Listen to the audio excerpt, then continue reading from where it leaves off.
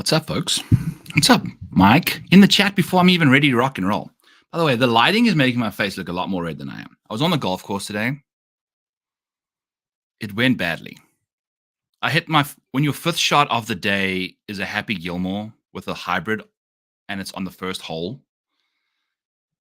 But it was like a mud ball. I just roasted two hybrids straight into a mountain of mud where my drive was, and then my fifth shot was a Happy Gilmore with a mud ball. Tough scenes. Took me 18 holes to make a birdie day.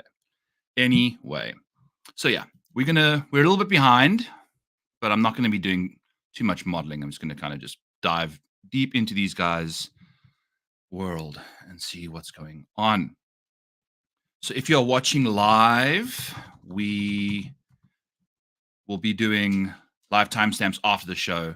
So just know that you can use this as a research tool afterwards. The Sunday night research stream for, what is this? The Wells Fargo Championship. Had an awesome week down in Texas at the CJ Byron Nelson. Breaking 100, went over $50 on the $100 week. You know, we only bet $100. We won $50 without even hitting the winner, which is great. $73 in placements, and we only bet $85. We almost doubled our money in placements. It was pretty sick. Why, thank you so much, dude. It's been a fun time doing it with Kenny. We've been cooking. Kenny has been hot. He's been really, really hot. So congrats to him on hitting Penrith this week. Guys, just going to town. Underdog Fantasy Golf is going to be a tough scene for Kenny. He's busy robbing these guys every day. All right. Here's the screen. The vault. Let me get myself in the... No. Yes. Okay. So this is it. Let's get this figured out. Jake Knapp, baby. Dude, this guy. It's going to be so good. Just kind of struggled a bit today. That's okay. Let's figure out what is going on here. So we're going to do Wells Fargo. First, I need to make sure that this is all. I guess we'll get rid of this. So the last thing was the RBC Heritage, which is fine. We'll take a peek at all the different stuff as we go along here. All we want is the most recent golf of this year.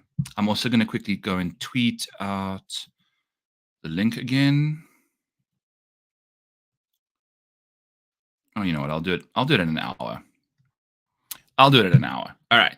So we're going to do 2024.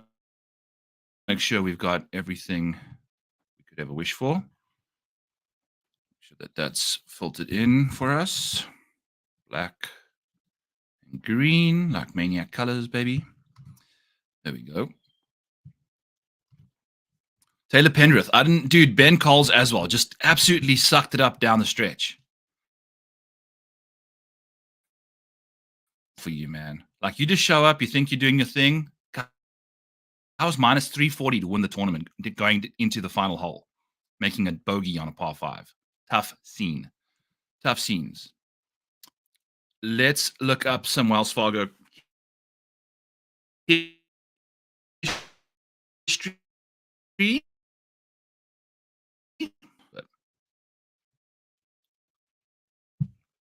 All right. Get out of that. We're in here. Okay. Wells Fargo. By the way, this is the last time they're going to be playing the Wells Fargo. So we'll see what they get up to.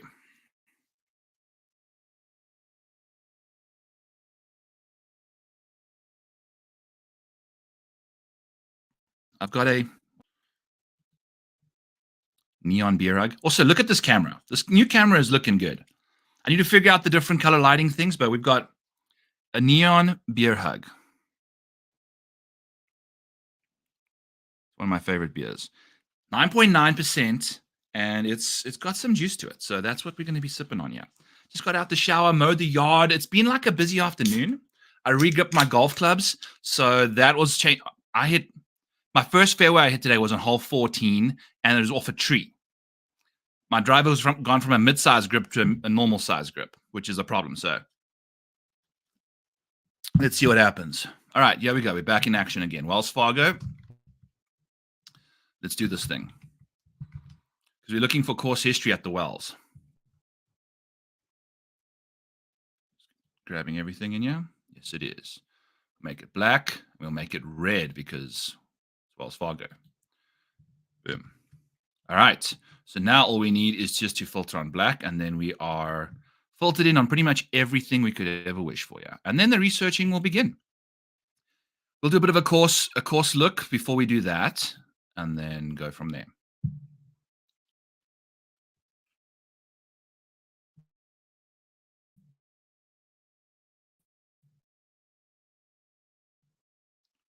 We'll get this rocking and rolling here shortly. I'm pulling up some data golf stuff because I want to make sure I know exactly what's going on with this golf course. Pull this in here for 2 seconds. We're going to pull up course history. Pull in Quail Hollow. Quail Hollow Club. Lots of course history. Yeah, one of the better course history predictors. So definitely want to be looking at course history for these guys. Very important, especially in a designated event. Is there a cut this week? That's another question. Let's go to see what's going on here. What is the rule? What is the rules this week? Is there a cut? We don't know. Field.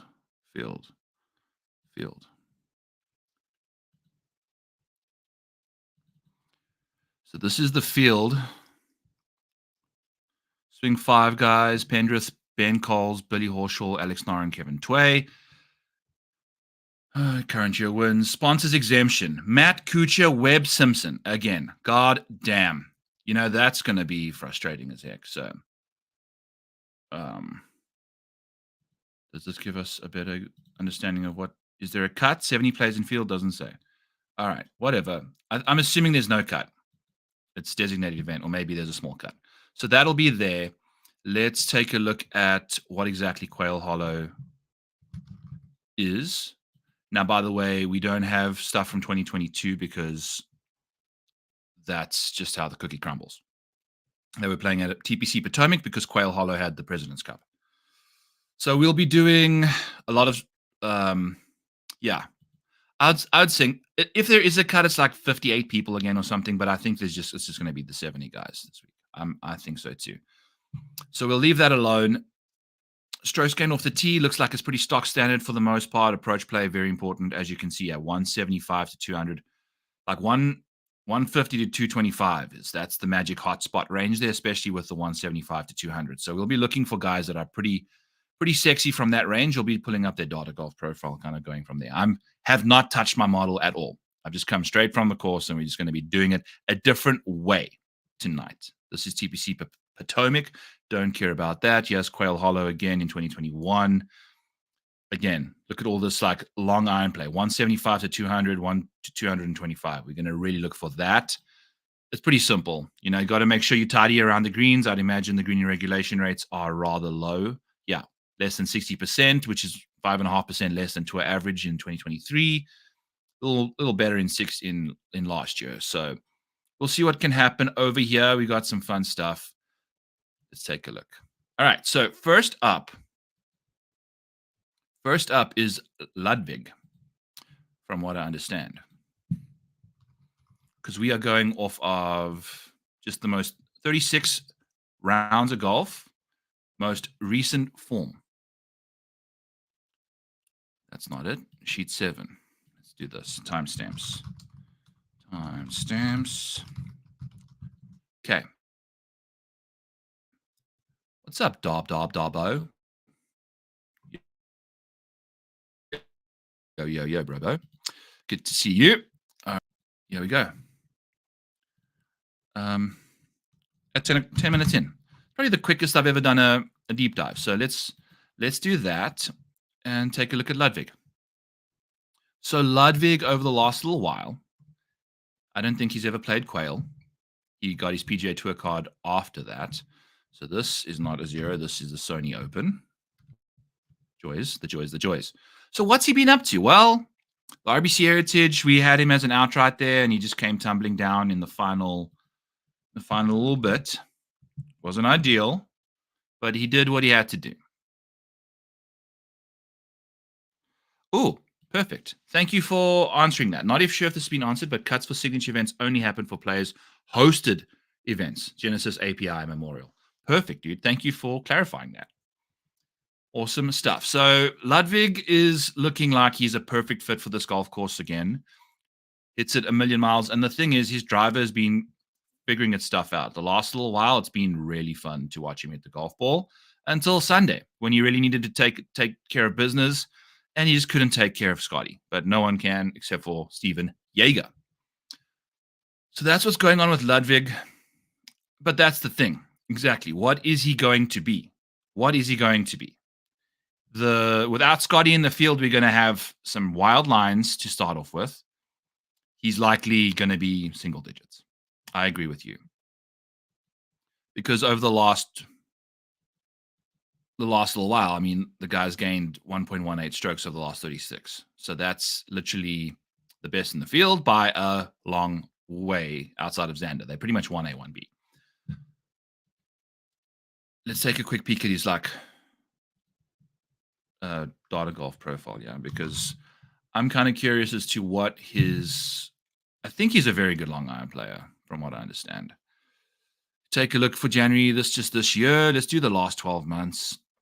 His good shot rate from 200 and out is top, it's 80th percentile, 85th percentile. That's good to see. 150 to 200. Doesn't hit a lot of good shots, but avoids the bad ones very nicely. I mean, this is a pretty good iron profile from 150 to 200. He's not very good from 150 and in with the wedges. So he really thrives from this range, and I think that's exactly what we're looking for. Out of the rough from that distance, not necessarily the greatest.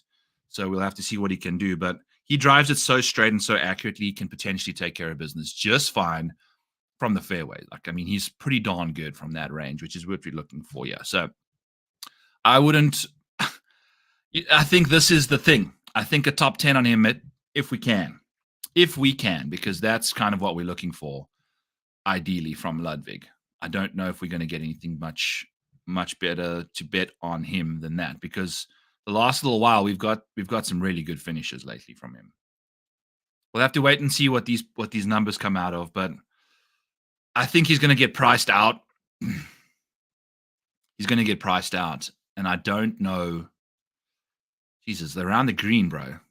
Been doing all of this, just absolutely sucking it up around the green. Last 23 rounds of golf, losing 0.2 strokes around the green. That's interesting. We know around the green play is important here. The putting it's like, this is the thing. It's like, thanks for making every goddamn putt under the sun at Augusta and then not missing everything under the sun at RBC when we're looking for you to do some damage for us, Ludvig. So, as we know, I don't know. I think the market is just too ahead of him. The lines are always too short. He's never bettable at his price. So we'll have to wait and see what the numbers come out. Maybe he'll have to be a DFS option. Maybe we take him at top 10, but it hasn't been looking good from him at all. And in fact, I want to pull up another file that's likely going to crash the computer, but we're going to take a shot. Got to take a shot. Gives us an opportunity to sip on another tropical beer hug. Tropical beer hug. All right. So let's see. This is all the betting over the last little while. Betting odds data. So this is the fun part about all of this. So this is every tournament over the last little while for everybody. So we can pull up some fun stuff here. If you're in the chat, we got 70 guys. I'm likely going to get through a large majority of them. Feel free to throw your guy's name through early. It helps out the algorithm a little bit. Hit the like button while you're at it. Hit the subscribe button too. What I'm looking to do is kind of like Darbo. I want to get to 500 subscribers and kind of make this channel monetized to a degree. So if I'll be doing this research stream every Sunday night. And then if you want your guy researched early, if you got anybody in mind that's not kind of going down my list, shoot it in there, If you're a subscriber or a member or whatever, you'll get priority. If not, we'll make up some rules and stuff. But I'm kind of looking to monetize this station and really give me an incentive to do more videos. Like once we kind of helping each other out, that'll be ideal. So this is Ludvig's situation. Let's take a look at his top 5 market over the last little while. Okie dokie. So we have, this is not the most pretty situation in the world. Let's kind of get rid of a few columns here. I don't usually use this file on my shows. But this is behind the scenes. This is what you're going to get. So here's Ludvig's recent odds. So at the RBC Heritage for a top 5 is plus 250. So I'd imagine without Scotty Schauffele in the field, we've got a top 5 that's probably sitting around plus 200. Oh, dude, small and Tom's Kim it's out of my hands now. Unfortunately, Darbo. I've lost all hope for him, unfortunately. But yeah. So yeah, in these kind of events, I mean, plus 260 at the Valero, which was a full field event. Then the Masters plus 450. Obviously, that is why we got the plus 250 for him for the top 5 at the RBC. So if we can find anything, I don't even know if he's been. Do I have? Yeah, I do. Okay, cool. Let's see. Top 5s. Has he been doing anything? You see, this is the thing. Like over the last little while, here's a rolling summary of just this year. Let's just go this year. Let's go out like everyone in this field. Once we get this tidied up, it'll be pretty accessible pretty quickly. I do need to just make sure. Where's the infield? Is it? Here we go. I'll do that. So it's easier to scroll through. In the field, where is my infield button? For the timestamps, infield. Oh my. How about Finau with his long irons and just theoretically T-degree to monster? Yeah, but Jack, this is the thing. We're going to show you here now. It's not looking good for him from a betting perspective, dude. Who are we missing here? Small hands, Tom Kim, Alex Noren. Okay. Matt Fitzpatrick, not Matthew. Frustrating as heck. Okay, boom. And that should be everybody. All right, so looking good over here. In the field now. So now we have our rolling summary. We can do that. Our guys that are in the field just this week. Beautiful there. And Scotty is... What's going on? Why is this not... Why? Infield. Where is this actually coming from? Anyway. Whatever. All right. So where the hell were we looking for? Ludvig. There he is. So this year, Ludvig's been profitable in the top 10 and the top 20 markets. Look at his top 5 to win markets. He's lost money in that. Like the outright market is so freaking short for this dude. It's like if you're trying to bet him, it's going to be a problem. Yeah. This is the thing. So bearing that in mind, it's not been the best for him, especially at these kind of odds. We're not getting the best odds. Like what? Do we get better odds for top 10s? I doubt it. Like he has been pretty solid for the top 10 market, I guess, kind of. Ideally looking for your top 20s. But again, top 10s, you're barely getting any plus money without Scotty. His top 10 numbers are derived from the outrights, I'd imagine. So without Scotty in there, the numbers are just going to be ridiculously short. Even though Scotty only takes up one place of the top 10, I think they're still going to be pretty shitty. We could easily see this top 10 number be negative for him. But you know what? That's probably the way to go with him. It's fine. We'll potentially get exposure there at a top 10 market. We'll see. That's probably the way we'd go to bet Ludvig, is top 10. At probably minus 110, if you can find it out there. This is BetMGM, so these are tires paid in full. So we'll like it, but that's Ludvig for you. Now that we've got that out the way, where the hell is this timestamp sheet here? Boom. So that's Ludvig. Let's go top 10. I mean, this course fits his game perfectly. Obviously, from tee to green, it's going to be amazing, but we'll see what he can do. The numbers are going to be ridiculously short on him. Maybe we can catch a plus money straight top 10 bet on him. That's the way we want the cookie to crumble for us. So let's do that. Let's say Outlook. We'll make it top 10. Okay. So Tony, we'll get Jack's man in ya. Tony Finau. Where's Big Tony? Just looking at his strokes gain data, it's not looking the greatest, is it? Not looking the greatest there, big hoss.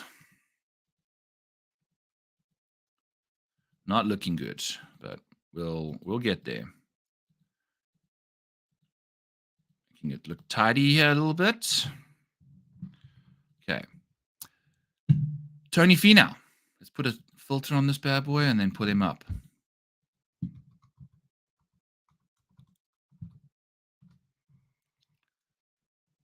At 21 minutes. Okay. So yeah, hasn't necessarily had the greatest year. If we pull up Tony Finau stuff, it's not going to be looking like the betting aspect of Tony Finau is very poor. Like very, very bad. Like very, very bad. But I do think he fits this course very nicely. We'll see what he's got up to, yeah. Nope. He does not. I mean, look at this.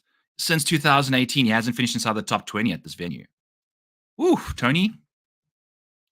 So, yeah, with course history being that predictive, it really hasn't. It's been a bit of the putter. It's been, he had a few bad long. I mean, that's okay. We've got TPC Potomac as the Wells Fargo. We got to get that out of here, but we'll get that out for the next guy. Off the tee, as you'd imagine, incredible. Seems like he really struggles with his irons here, which is kind of bizarre. Let me just get this freaking TPC Potomac out of the mix here. Let me get it out of the mix. And then while that's doing that thing, let's pull up Big Tony over here, see what his situation is on approach.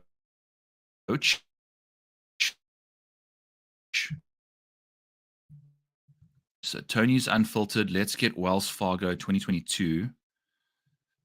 We don't have to do that. We just do TPC Potomac over here.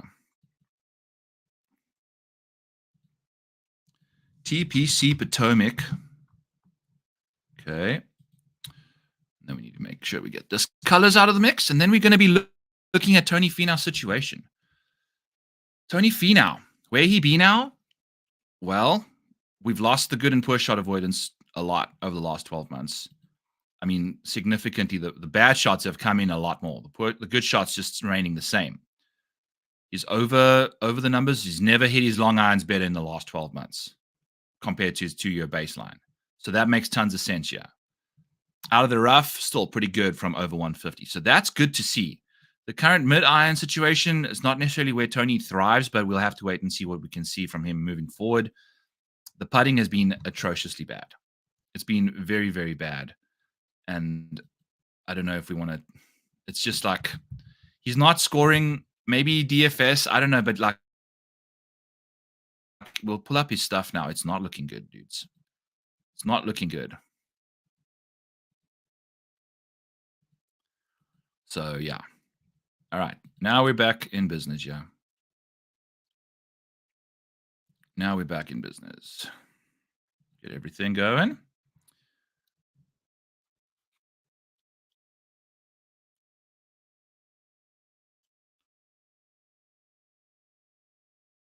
Look at his betting stuff.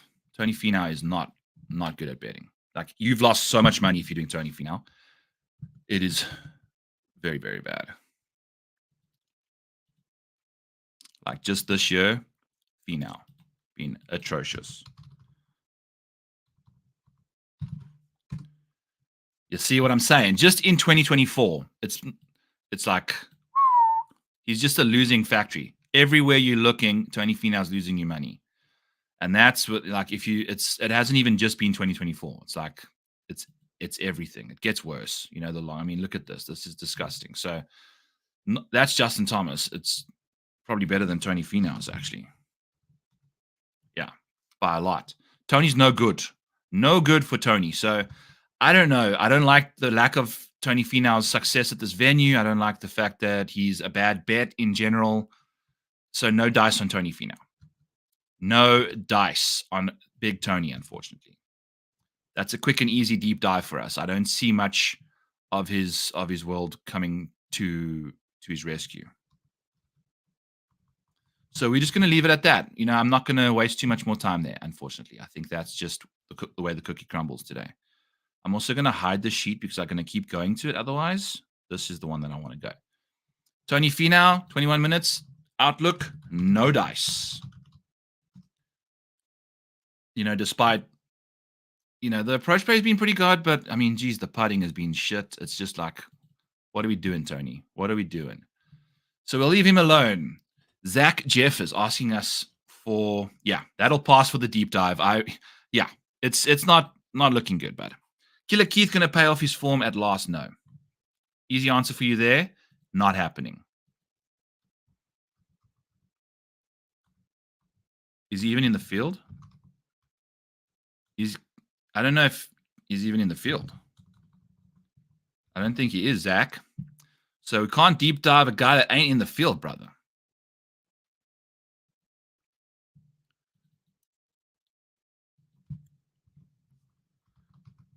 No good. No good.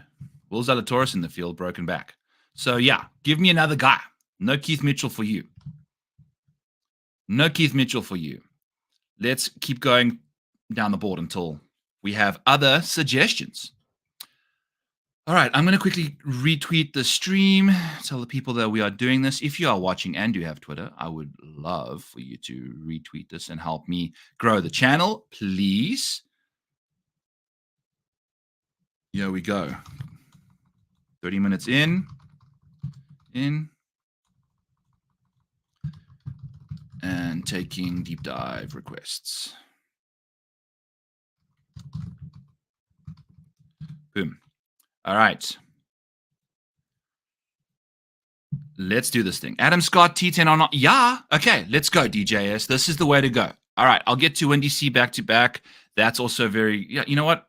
Let's go down the chat, Wendy C back-to-back. Very likely. I mean, obviously, course history is very predictive, This is where we want to go. Maybe this will let me... Maybe it'll let me click. Maybe it won't. We'll see. How much other stuff do I have open? Let me get rid of a bunch of crap. Okay. This PGA Tour website is a very, very, it just sucks up your, it's just completely frozen my computer, unfortunately. So Wyndham Clark back-to-back, very, very, very likely, I would say. No, I'm lying to you. It's not very, very likely. It's likely. He's obviously played amazing, and he's playing so good right now. His long irons are amazing. It makes tons of sense why he's so good, Look at this. The good shot rate from 200 plus is amazing. The strokes gain, not so much, but he gives himself lots of good looks. From 150 and out, not too bad either. The craziest thing about Wyndham Clark is his green regulation rate from the rough. He's got this thing where he can't hit good shots. He hits so many greens in regulation, but hits it so far from the flag. I think he's just trying to get it on the green for some reason. It's a weird dynamic. That green regulation rate being that high versus such a poor shot avoidance rate being this low doesn't correlate very well. So I'm very curious as to what he gets up to out the rough. But in general, he seems to do it as well. So love his long irons. You're going to have a lot of good stuff there from him. So we'll see what his situation is. Obviously, the defending champion. We love the course history. He's been playing amazing golf entering the week. Let's see what Wyndham Clark can do. We started speaking about him at around about 27 minutes or so. So Wyndham Clark on the vault over here. Time for a little neon beer hug. I don't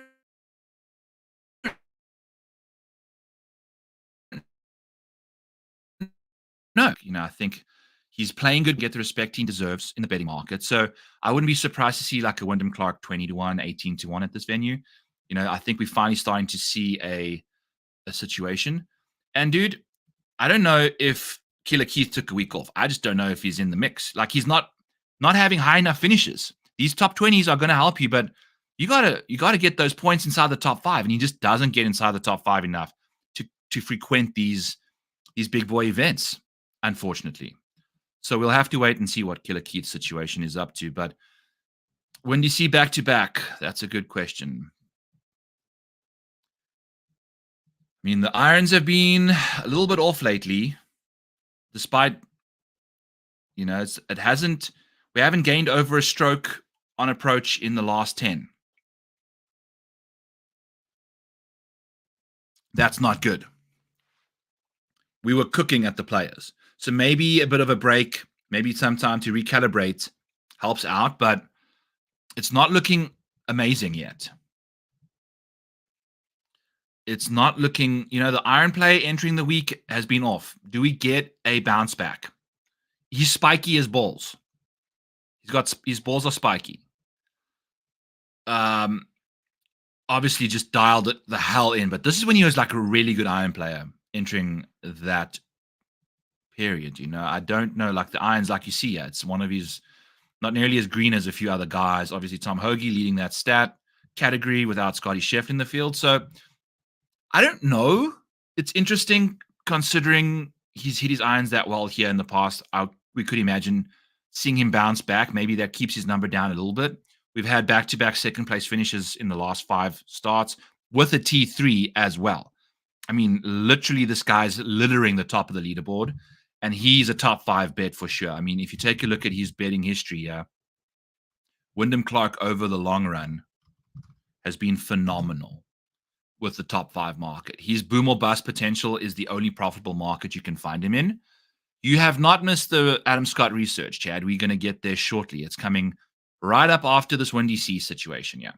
So, top 5. This is the bet. If we take a look at what his recent odds have been for that market, we really want to make sure that we're getting some of the best odds available and not overbetting him at the wrong odds. So we're going to take a quick peek here at Wyndham Clark and just get a feel for what we can expect the top 5 market to look like. I'm not entirely sure we'll get given the best odds, but maybe we do. So RBC, yeah, I mean, look at this. But he's been good. Like in a big boy tournament, this is when he thrives. And the last 4 starts, we've seen it at plus 450 or worse, like better odds than that. So it's interesting to see what we can do. But I would imagine we're probably going to get it plus 350 now, maybe plus 300 without even Scotty. I think Scotty pretty much blocks a whole space out of there. Without him this week, especially with Clark's recent form, we should expect this to be, in the 300s for sure. So keep an eye out there. If you find anything plus 400 or better on Wyndham Clark, plus 350 even would be a pretty solid top 5 bet, I would imagine. I should have my we're kind of behind the scenes here. This is the teardrops. This is whatever this all stuff is. Where's my rates? Okay. We know what's going on. All right. So yeah, plus 350, plus 325. Give me Wyndham Clark. I think that's the way to go for sure. I'm actually going to quickly pull up some. I'm going to have like a million different things in here. But infield quickly. Let's see what his rate is. No, it's not going to do that for me. I'm being a lazy sack of shit, and I should have my actual top 10 rate percentages and stuff available. I do not. So that's on me. Apologies there. So we'll just have to leave that alone. But yes, Wyndham Clark, let's go. We want him for a top 5.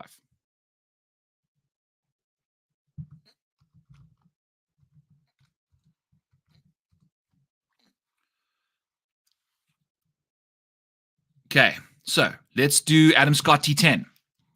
Adam Scott T10 or not? Yes, as you'll see, let's pull Adam Scott up here in the betting summary. it's going to show you top 10 and top 20 masterclasses even after he boned us this week. So that's going to go down, unfortunately. Scott. Adam, is he... Why is it saying he's not in the field? Because he's a sponsor's exemption. That's why. Okay. Is he?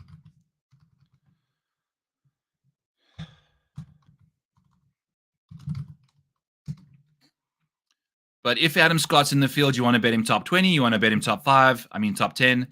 We bet him top 20 last week, finished 30th, unfortunately. Just didn't quite get off to a good start.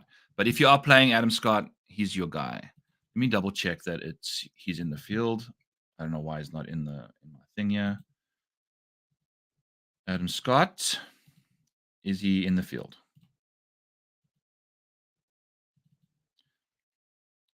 He is. We just looked it up. It's that sponsor's exemption. Yes. So he's playing. So we want to go top 20. I think Adam Scott top 20 is for sure. And you know what? The thing is, I just said the plus 350. Those odds could be even shorter for Wyndham because of the 70-man field no cut. But I still think I like him in a no cut. It gives him 4 rounds as well. So Adam Scott, top 20. Let's see what... we don't even have to look at what he's got up to at Quail. Just bet him top 20 pretty much everywhere. And Adam Scott's top 20 rates, his average odds for that are plus 240, plus 188. So after missing the top 20 last week, another top 30, we should see it sitting in the plus 240, plus 200 range potentially. He played the Arnold Palmer, which was a no-cut situation, right, at Bay Hill. No, there was a small cut, but similar size field, and his top 20 was plus 125. So I do think anything plus money is the way to go for Adam Scott in the top 20 market. He should fit this golf course amazingly. Let's take a quick peek at his course history here and make sure that we know exactly what's going on. I'm assuming it's pretty darn good.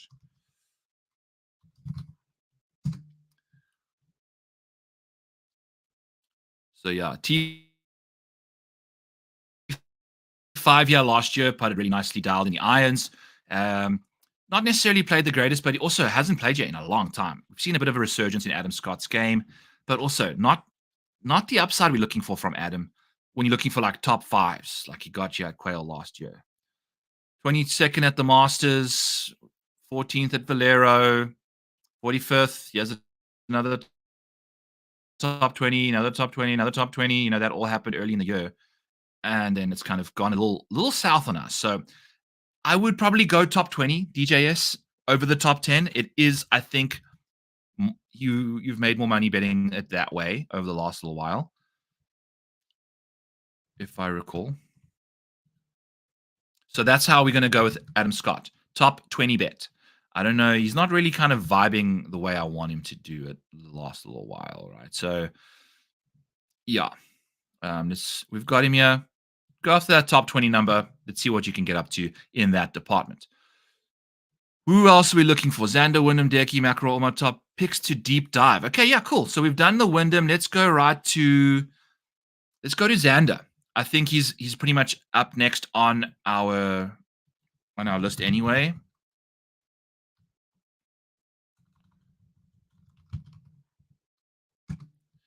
Xander's a top 10 beast. Top 10 beast. This is top 10, top 10, top 10. Even at negative odds, I'd probably go there to some degree. We need to make sure that I'll have my model out tomorrow, and it will have their percentages in there for their top 10 rates. But Xander's just been top 10ing. You don't even have to go. It's incredible. Let's actually just pull up his stuff here because it's been incredible. I've got him top 20 at every single major this year. So far, so good. Off to a good start. So, Xander, RBC Heritage, 18th. Before that, 8th at the Masters, 5th at the Valspar. Guy's just been knocking him close and doing his thing. We don't need this research box. Why is it showing up over there? So, before that, 2nd. When you're seeing consistent performances inside the top 10. So really, really liking him for another top 10 bet here. If we can get anything close to pretty much probably what? Negative 150. I will go there. I will go to those depths. I mean, the driver has typically hurt him here, I think, at Wells Fargo until last year when he really started dialing it in. And we are seeing some distance gains with this guy. I mean, look at what he did at Wells Fargo last year. Lots of green. Take a look at the distance that he's starting to like really put on it. Like at the Masters, it was really looking good. He can hit it a country mile right now. Xander's distance is going to the moon. It's amazing to see. And I think heading to Quail, where distance over accuracy is key here, long ass golf course, and Xander Schauffele, by God, if you're looking for someone with an incredible long iron pedigree, it's him, man.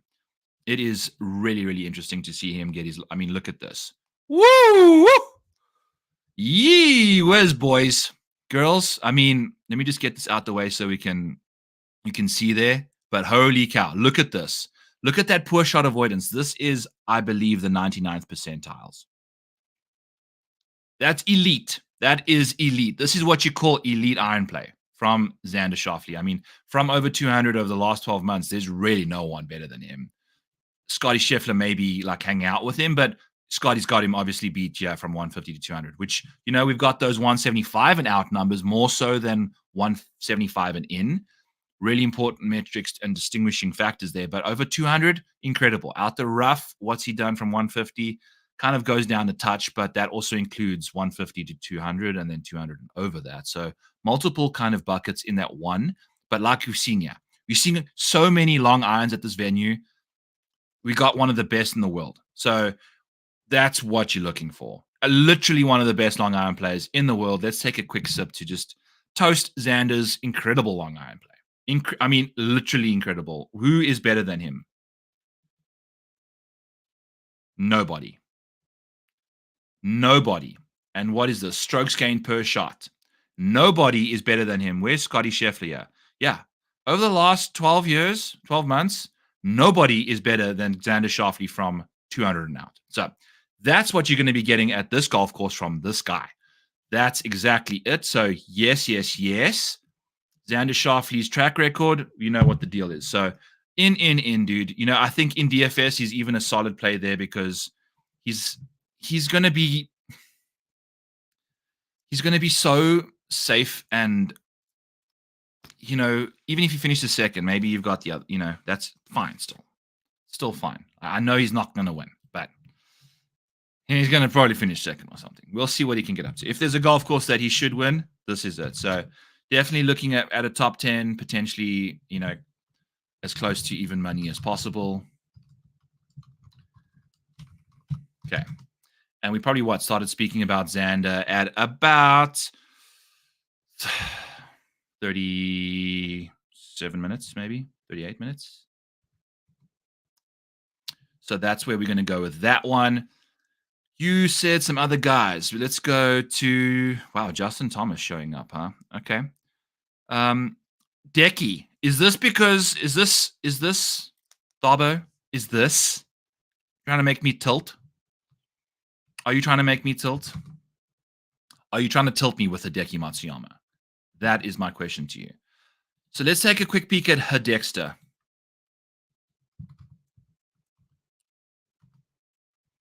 Hasn't been good. If we filter on just this year,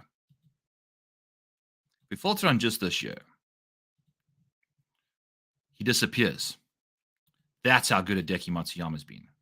So this pivot table is just a bit of a disaster right now. Let's get it figured out. See, this is why you need the model built, Byron. But anyway, so he's figured it out this year. Top 10s, top 20s, he's kind of getting it together. The upside still, like he's not finding that top 5 as much as you'd like for a betting perspective. So give us a little bit of a Hideki Matsuyama top 10, top 20, but still not necessarily like the greatest returns ever, particularly from a long run. But this year, he has been profitable in those two markets. What has he seen from a model perspective here? We are hoping for some good vibes from the Decky man. So what? 38th at the Masters, which I had to decide the first round of the tournament. So that's always fun to see.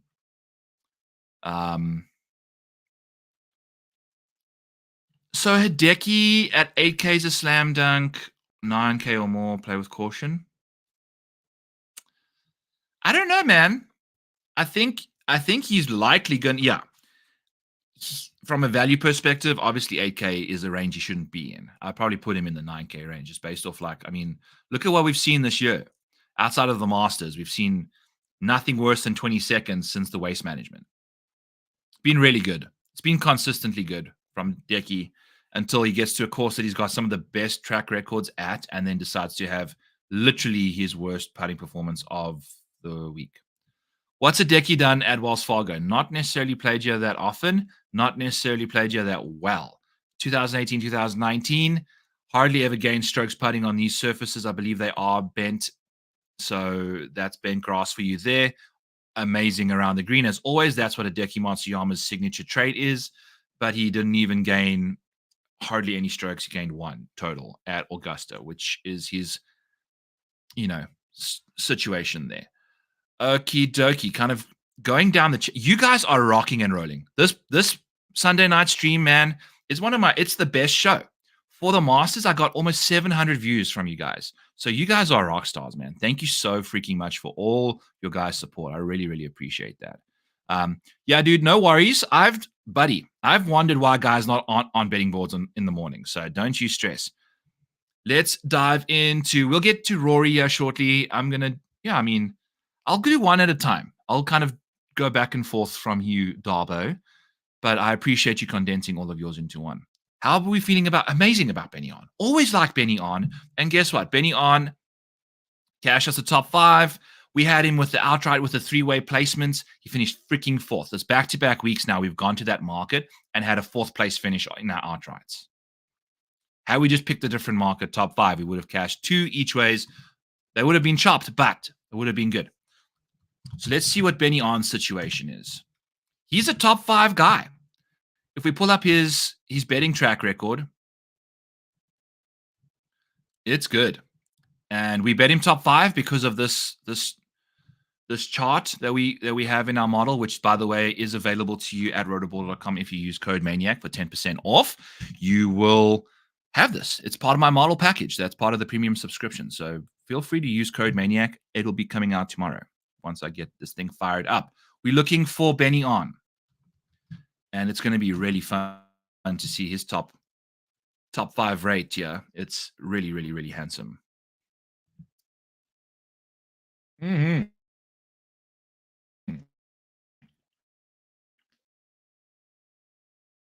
Because he just did it for us. So we're adding 100 to each of these. So 262, 196, and 187, Byeong Hun. Let's go, man. I don't know if he's going to go back-to-back top 5s. He did it in Hawaii. Now, it was also a top 5 backdoor situation in Texas at the CJ Cup, Byron Nelson, crappy ass field. We've also seen him thrive in these bigger events. We've seen him play nicely at the Century Tournament of Champions. We've seen him play some good golf everywhere. So he's a great bet outside of it to win, which he should have done in Hawaii for us, but unfortunately couldn't. Excuse me. That was a bubbly ass sip. Byeong Hun. Is Byeong Hun bubbling over? That is probably the question we need to ask ourselves. But if you just take a look here, just since the beginning of, yes, I like to see at least a bit of form at some point. Was playing with Drew and Quayle. That's interesting. After 3 rounds of golf. Fun stuff there. He's missed the last 2 cuts here and a WD. So he's got a bit of, I don't know about this venue for him. But folks, Byeong Hun has been playing well. Look at this. We've had some really poor performances around the green and on the greens. For a guy that's actually been really good around the green, he's not been really thriving as much as he should. But the putting has been very bad. So he seems to have found it in Texas. Maybe that continues, maybe it doesn't. But let's show you something beautiful about Byeong Hun, folks. If we're just going strokes gained, it's not going to help us. I'll just pull up his stuff.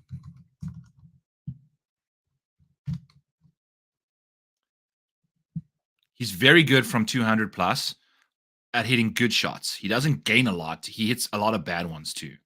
I don't know how I feel about that.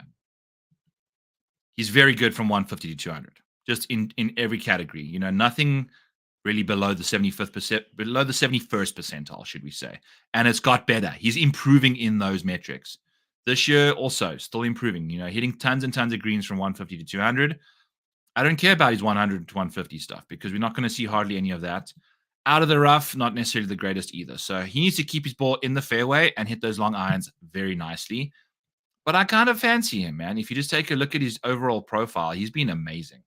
He's been really, really fascinating to play and watch. Eighth at the API, came out of nowhere again there on Sunday, gained 5 strokes total, which was awesome for our top 10 bet on him that week. I need to make sure I'm tracking all of my golfers. I've been lazy with it, but he's been our guy. He's been really doing good work for us. So we like what he's getting up to. The putting has been atrocious. If he's finding his form there, I'm going to pull up a different tab just for this event because this is obviously very important information to look at. So for the event, Benny on, yay, baby. Yay. Look, yeah, we're gaining strokes. So round 1, we lost. Round 2, we gained. Round 3, we gained. Round 4, we gained. So 3 straight rounds of putting gains for Benny on. Good. He's very good around the greens. Typically, we need that emphasis here. He's worth a flash in the pan. His odds are typically way longer than we need them to be. We're probably going to find Benny on to win this tournament in the 60 to 1 range, maybe again in a signature field. So let's actually look. I don't have to guess. We can easily do this and see what a fair number for Benny on would be to top 10, top 5, top 20, like whatever you want for this guy. He's been amazing for us. I wish my big file worked as nicely as this one, the baby guy. So let's just do one at a time. So if we're going to bet him to win, I don't know if I want to bet him to win, yeah. So let's just do top 10 in the signature field event. Top 10 in the last little while. We got the RBC Heritage plus 400, at the Masters plus 900, at the Players plus 450, at the API plus 300. Wow. Very interesting number there. That's a very interesting number. That must have either got steamed or that's the opening odds. Yeah, they open and close the same amount. His number got steamed from 900 to plus 750 at the Masters. So, yeah, let's take a look at his outright odds always. I think they typically open the highest. I mean, I need to get do I have the drift factor in here? Drift tax. That's what the hell formula is this? Anyway, opening odds to win this last little while, the Masters, whatever that means. 60 to 1, 35 to 1 at the Valero, 60 at the Players, 70 at the Honda, 55 at the API. So we've not really seen much shy of 55 in the last little while. 30s at the smaller field events, 60s, 50s, 70s in the bigger fields. So I don't mind that as it goes along. It looks like his number kind of gets higher at BetMG, DraftKings, as after they release it for the most part. So they seem to be fair odds when they get released. So anything I'd say 50, 60 is fair for Benny on, but after a good performance backdooring us at top 5 this week, I don't know if we're going to catch that. Maybe a 45s is probably where it lands. Who the heck knows? I don't know if I like him here this week, though. That much. After a decent performance last week, I don't know. Maybe we're chasing odds that don't work out for us. But I like Benny on. Every week I've been playing the guy. He's my dude. He's my good. You did not miss the Adam Scott research now. I think I addressed this earlier. We did Adam Scott a little bit ago. In fact, I have a timestamp for you for Adam Scott.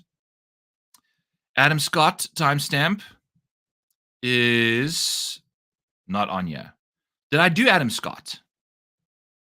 We kind of just looked at the random stuff because we weren't sure if he was even playing. So we haven't missed the Adam Scott timestamp. Let's do it, baby. Okay, 54 minutes in. Adam Scott time. Here we go. Okay, so Adam Scott.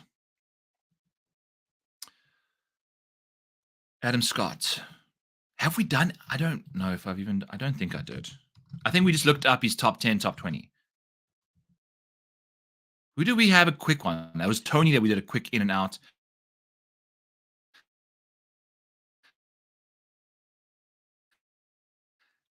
I have to go watch and find the timestamp. All right. So yeah, we've done Adam Scott. I even myself forgot.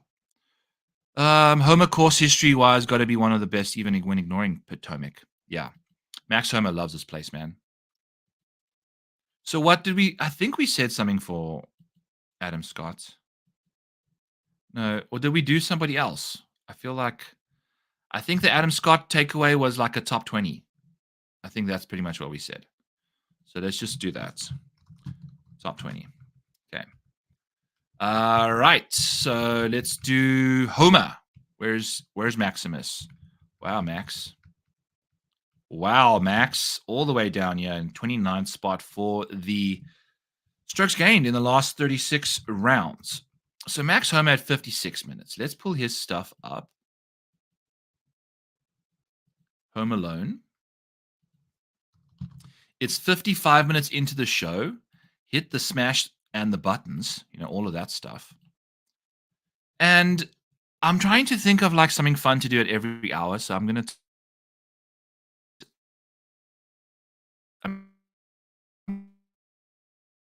take, like, once this donations and things I'm going to be getting, I'll be doing like random giveaways at every hour, just fun shit. So I just need to get to 500 subscribers. So I'm really begging y'all, hit that subscribe button if you don't do anything else with your life. So Max Homa has lived and died by the sword here. 2 missed cuts at 8th at Tate, and a first. He's won here. He's also won at TPC Potomac. He loves these Wells Fargo tournaments, apparently. 55th at the RBC Heritage, 3rd at the Masters, kind of showed up out of nowhere. Wasn't really showing any good form. Should have played a lot better at Bay Hill on Sunday. Didn't quite take care of business there, only gaining, a fraction of a stroke on Sunday for an 8th place finish. Him and Sam Burns made, I think, 6 over par for the first 3 holes together.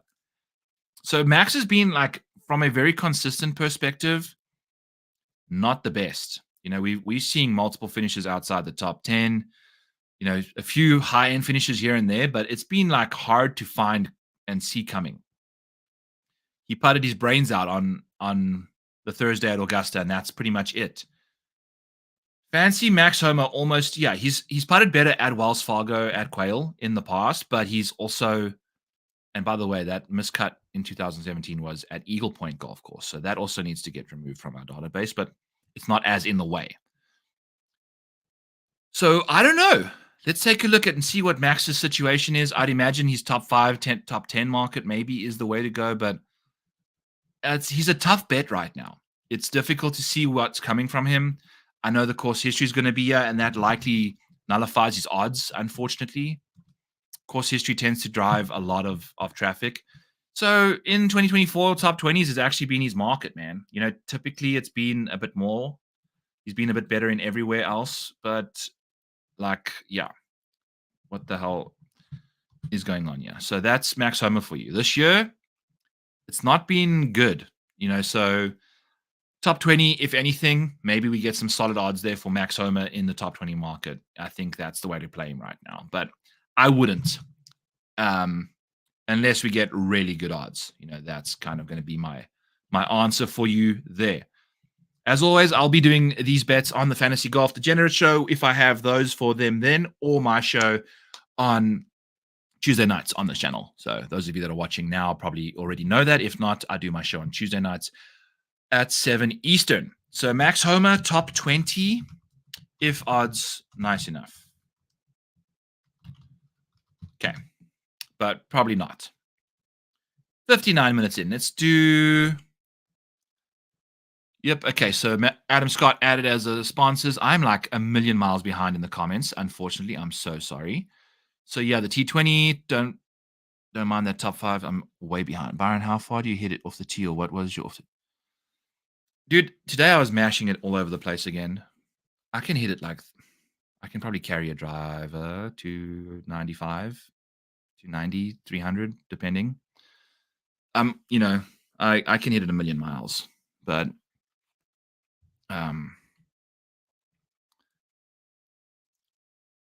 it was all over the place. I hit my first fairway I hit today was on the 14th hole. But Darbo, I changed my grip size. I redid my grips. So now my driver grip went from a mid-size to a normal size grip. Hang on with my nose. I'm just like sweating over here. But yeah, my driver was mid-size. Now it's not. And I was hitting some snappers today. Woo, they were snapping on me. So now I'm going to have to hit some fades off the tee. And that started working out in the back nine. Unfortunately, it took too long for that to happen. But yes, anyway, let's get into some other names that were thrown in the mix here. Yeah, he won. Who was that? Decky at 8K. Yeah, I think the Willie Z situation scares me. It does scare me, especially how badly Sahith and him played quite poorly, and for a flare-up to happen is not good. I want confirmation again. I don't think it's going to be the way to go. You already looked at Adam Scott. Thank you so much. Sorry. This is the ADD world I live in, and unfortunately it was Iowa wind aided. Oh, no, Mike. I mean, when I was testing my Paradigm Triple Diamond, I got my ball speed to 180 in that testing session. I had two drives that were 179.8. So I can mash it, man. Like if I really get after it, I can get after it. So, but my irons are shit. I'm so bad with my irons. Yeah. No, you guys are talking nonsense over here. Oof, so curving it more. Dude, I was just hitting like these like low snaps. I don't know. It was weird. So yeah, I was struggling today, dude. But I have for the first time in a long time, a full set of golf clubs with the same grips, all 14 of them. That was done last night. My garage smells like a bunch of gasoline because that's what I used to slide the grips on. And it's been fun. So we'll see how it goes. I'm learning, new grips, sometimes not going to work out for you. All right. So what were we speaking about? Max Homa. Yeah. Top 20. Bang, bang, bang. Let's go back to Justin Thomas. Seeing a few. Oh, yeah. Yes.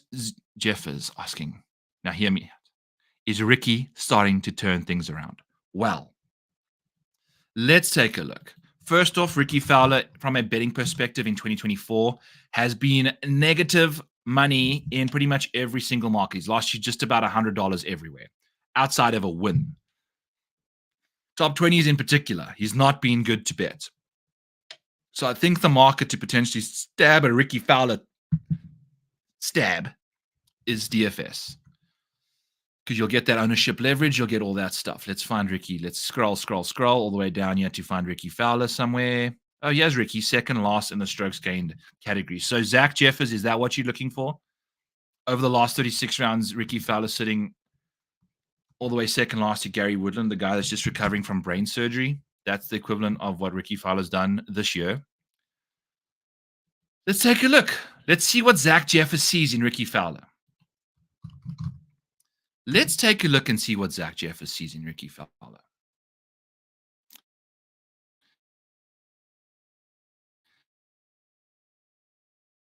He sees weekend. So we'll get cutter for Rickie. So that's good. So his clutch gene can really start catching up as he plays 4 rounds of golf. But that's about it, my buddy. Next best finish. His next best finish, dating back to 2024. Outside of that 18th place, which was his last start, it was his previous start, which was a 30th at the Masters. So yes, it looks like his irons are starting to. Sure, let's dive it slightly deeper here. Off the tee, it's been pretty poor. I mean, literally since the Players. Let's take a look here. The last 14 rounds of golf, Rickie Fowler's literally losing 0.9 strokes off the tee per round in the last 14. Seems like he found a bit of stuff at Harbour Town. Gained off the strokes off the tee there in 2 consecutive rounds. Started really finding it at Harbour Town. That was a reasonable time ago. What it was, Masters, Harbour Town, Zurich, Byron Nelson. So that was three weeks ago. Has that remained? Has it not? Who the heck knows? What we do know, though, is the iron play has been looking very good.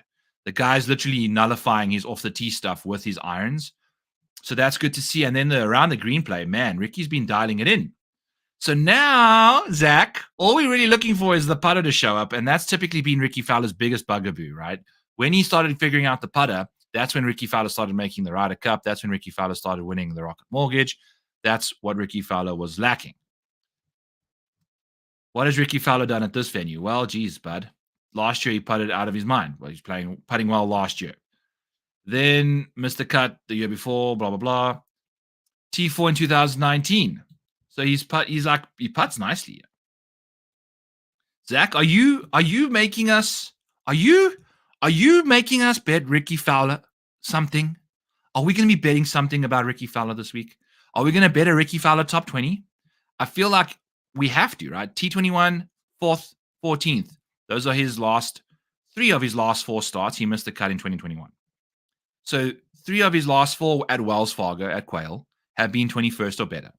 He's had a recent resurgence in form with a 30th and an 18th in his last 2 starts. The iron play is starting to really turn around. I mean, if you just take a look at the last 7, he's gained in every single one of them. That's good to see.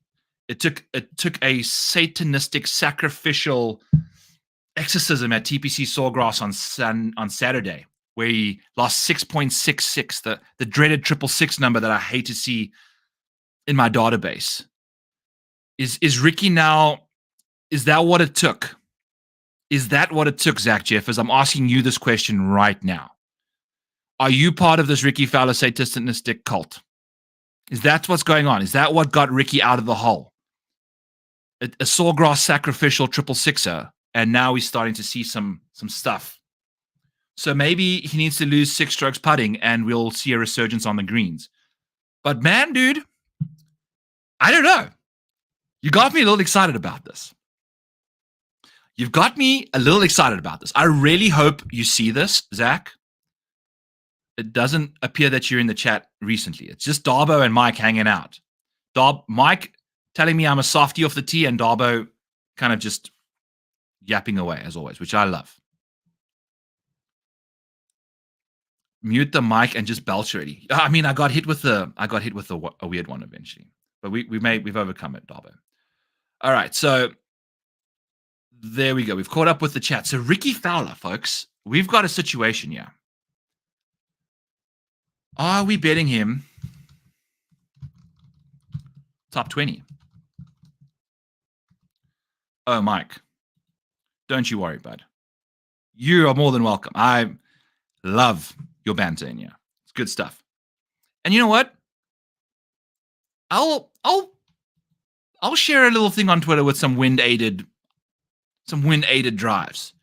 I'll share a few things with you. I'm hitting this 2-iron of mine now, which used to have a jumbo grip on it. Now it's just got the normal one, and I can shape that thing nicely. But we'll have to wait and see what's going on. I keep saying that. But anyway, Justin Thomas. Let's see, Rickie. Are we betting him top 20? It seems like everything is moving us in the right way. Seems like everything.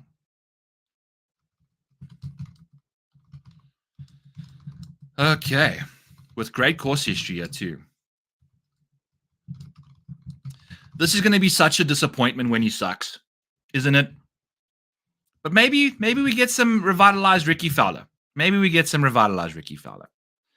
All right, let's get to Justin Thomas. 69 minutes in. Nice. All right, so JT, let's pull up his stuff. Let's see what kind of betting track record he's shown us in the betting market. Not been good. Not even this year. We started getting off to a decent start. He had a run of top 10s that were really impressive. And then it kind of sucked it up a little bit. So let's pull up his situation here. Let's do top 10s because I feel like that's where I'd want to lean for a Justin Thomas. So he had his first top 10 at the RBC in a long time after missing top 10s in 6 consecutive. So a Justin Thomas top 10 over the last little while has averaged odds of roughly 200, That's okay. So yeah, top 10 with plus 300. I would take that. The RBC was pretty much in field without Scotty Scheffler. So we're probably going to find, especially after finishing inside the top 10, maybe we get a price adjustment somewhere in the 250 range, potentially back to this 220 year. But that was after three top 10s in the space of 5 when we started really seeing those odds drop. So maybe 1 isn't going to get us that far, but plus 250 likely the number in a smaller field. So Justin Thomas, we'll see what he can do. We'll see what Justin Thomas can get up to in the top 10 market, but maybe. That's if I was to bet him. That's if I was to bet him. Ooh, yeah. Someone I'm excited to deep dive. And someone I likely will be betting. Because he's going to win a big boy tournament soon. And I think this kind of a venue actually suits Sahith Theegala really nicely. He's driving the ball well. He's putting well. And he's a very good long iron player, by the way.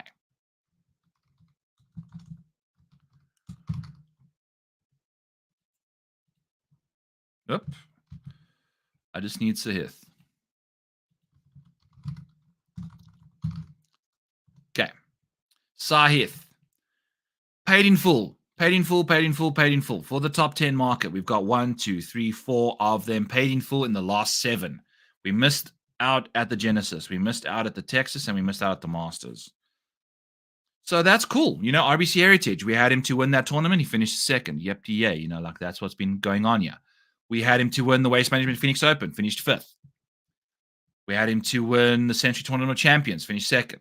We've had this guy in the mix far too often. So we will be going back to him, particularly in that top 3 market. If we're getting some ridiculously good numbers on the top 3 each way placement, I'm in, because we've got 2 second place finishes in this year only. Now, what do we get after the RBC second? Maybe he fires up. Maybe he doesn't. I don't know. I'm interested in a top 10 for him, for certain. Anything at plus 250 and above is a full send. I mean, we're probably going to get plus 300 numbers on him, maybe. I guess plus 275 at the RBC, but he had some good course history there. Has he played the Wells Fargo before? I'm assuming he has. And I'm assuming he played well. But you never know. He played poorly. 56th. 56th. But what he's doing is he's doing, baby. This guy is balling out, man. He's balling out. Take a look at this. It's irons. Look at the driver over the last little while. It's been fired the hell up.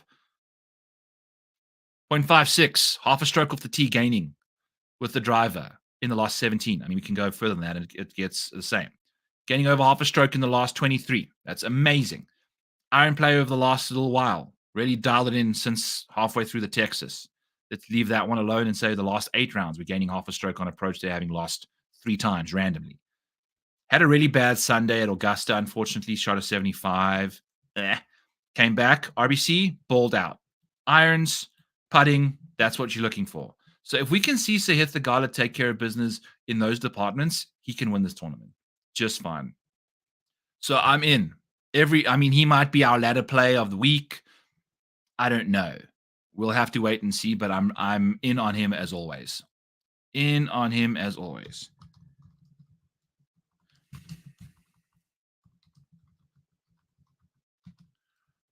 In on him as always. Wow, Akshay. Let's see what Akshay has been up to the last little while. So he's in the mix here. I'm going to have another sippy.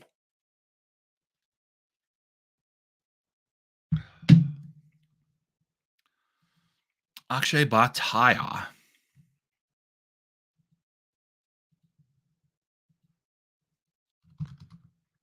Okay.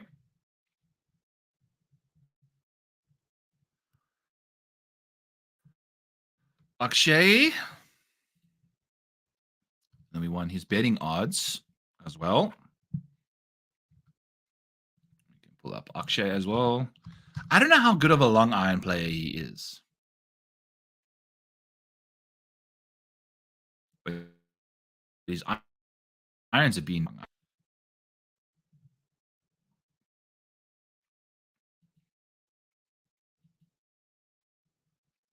He's a mid-iron guy, it looks like.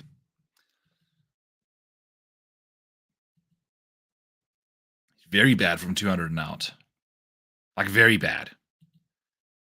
Gets worse this year. So maybe I'm out on him then. I mean, what has he been up to? On approach at the RBC, that's not like super long. At Augusta, a little bit more long irons there. Lost on approach every day. Gained every day. I mean, literally Augusta is the only time he's lost on approach. I mean, he's dialed it the hell in since the Valspar. I don't know if he can take that long iron proximity and get that worried about it. It seems like his game is completely transformed recently. Like, we're seeing some really good long iron play, and we've seen him gain tons and tons of strokes on approach here. So I'm going to just completely ignore that random metric and say that it should show up again on approach this week for Akshay. I mean, the guy has been dialing it in on the ball striking front the last little while. Been very impressive. Very, very impressive from him. So it's good to see that. Top 20s are in abundance right now. I mean, we got 1, 2, 3, 4. And I think Pat was mentioning to me, like, on his show to start the year, we had top 20, miscut, top 20, miscut, top 20, win. Top 35 at the Masters. The only time he didn't miss the cut or finish inside the top 20. It's incredible. Oh, yes. Good. I'm excited for you, dude. We got hyped up on Rickie thanks to you. I think we're in. Top 20 bet. We'll probably get some nice numbers on Rickie. We'll probably get some nice top 20 numbers on Rickie. So not to spoil the party, but yeah, baby. Let's go. And I think Akshay is a top 20 bet as well. What is his numbers have to be amazing for the top 20 situation, yeah. I'd imagine.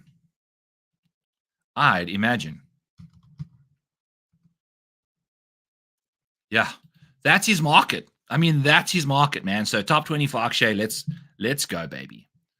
I think that's it. It's like a very simple situation to deal with for him. Top 20, baby. Okay. Same thing. Tom Hoge, I know exactly what's going on with him. I'm just going to kind of scoot over him. I'll just do it for like a few minutes just so that we have something to speak about. But I'll do a 1-minute Tom Hoge deep dive. Literally just wait for his stuff to load and then we can go. Because we're just going to bet him top 20 again. Because that's what Tom Hoge does. He's a top 20 guy. He's a top 20 guy. I'm so excited for this. This is my favorite part about the research streams, is finding these gems. The Rickie Fowler thing was awesome. We really found some love there. All right, so here's Tom Hoge. I'm going to show you a top 20 magnet. He's been our guy. We've been riding this guy to top 20 window every single week. Missed it for us this week, unfortunately. That's fine. We're going to go back again. This is why I'm saying, look at this. In 2024 alone, we're at $404 return dollars in the top 20 market to win 100 per bet. So it's been good from Tom Hoge, man. It's been good. And you want to see someone with some good long irons, you got to take a look at strokes gained from, let's go 150 to 200, and then you're going to see Tom Hoge right in the mixture. That's the last 12 months. What is this even telling us for? What is this? Does it change if we change this? Scotty Scheffler is number 1 at 0.093 of the last 12 months. Scotty Scheffler's number. Okay, so it's the same. So what date period is this for? Probably the last 2 years or the last, who knows what. Anyway, getting completely off track here. Let's find Tom Hoge. I said I'd do a quick 1-minute deep dive and decide to go into his data golf approach page. But take a look here. Last 12 months, good shot rate with Tom Hoge. The guy does not. He's the last 12 months, he's 0 percentiles away from his 2-year baseline, which is also the 99th percentile. Incredible. So yeah, I mean, here he is.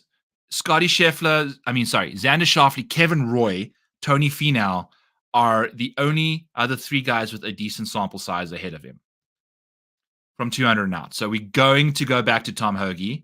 If we go to him for 150 to 200, that's not necessarily where he makes his money, man. his money maker is from 200 and out, and I believe with a wedge. Like, that's really where he gets his damage done. So this middle range, not necessarily going to be where Tom Hoge thrives, and we'll see that when it comes to that 175 and out. We should see him really separating himself from the field there in that department. I mean, look at his recent performance is as good as his last 12 months. It barely moves. The guy is literally, you can set your clock to him. It's delightful. So Tom Hoge, top 20, it's like it's written in the stars. All right, Siwoo Kim. We bet him top 20. I think I was trying to bet him top 30 and I got confused. Doesn't matter. Whichever you bet him, top 20, top 10, Siwoo Kim would have cash for you, which is delightful. He really took care of business for us nicely this week, was part of our amazing week at Breaking 100 last week. I really haven't hyped that up, and I'm going to. We're actually going to. We're going to. Look at this. Look at this. Okay. I mean, this is our placement card, and this is what it did. We hit Benny On, we hit Jake Knapp, we hit Siwoo Kim, we hit Alex Noren, Jake Knapp again, and Dylan Wu. Like, this is what we were doing. We were knocking things out the park for ourselves. All that plus money numbers, delightful stuff. The Siwoo Kim was the top 20 bet that we were going to there at this venue. He's been just knocking top 20s out the park the last little while. Took care of it for us again. It's literally what Siwoo does. Everyone's trying to bet this guy to win tournaments and top 5s, top 10s. You not bet Siwoo Kim for any of those bets. It's not the way to go. I'm going to pull up his stuff for you right now, and you're going to see a picture that's going to paint a searing image into the back of your brain. A searing image into the back of your brain.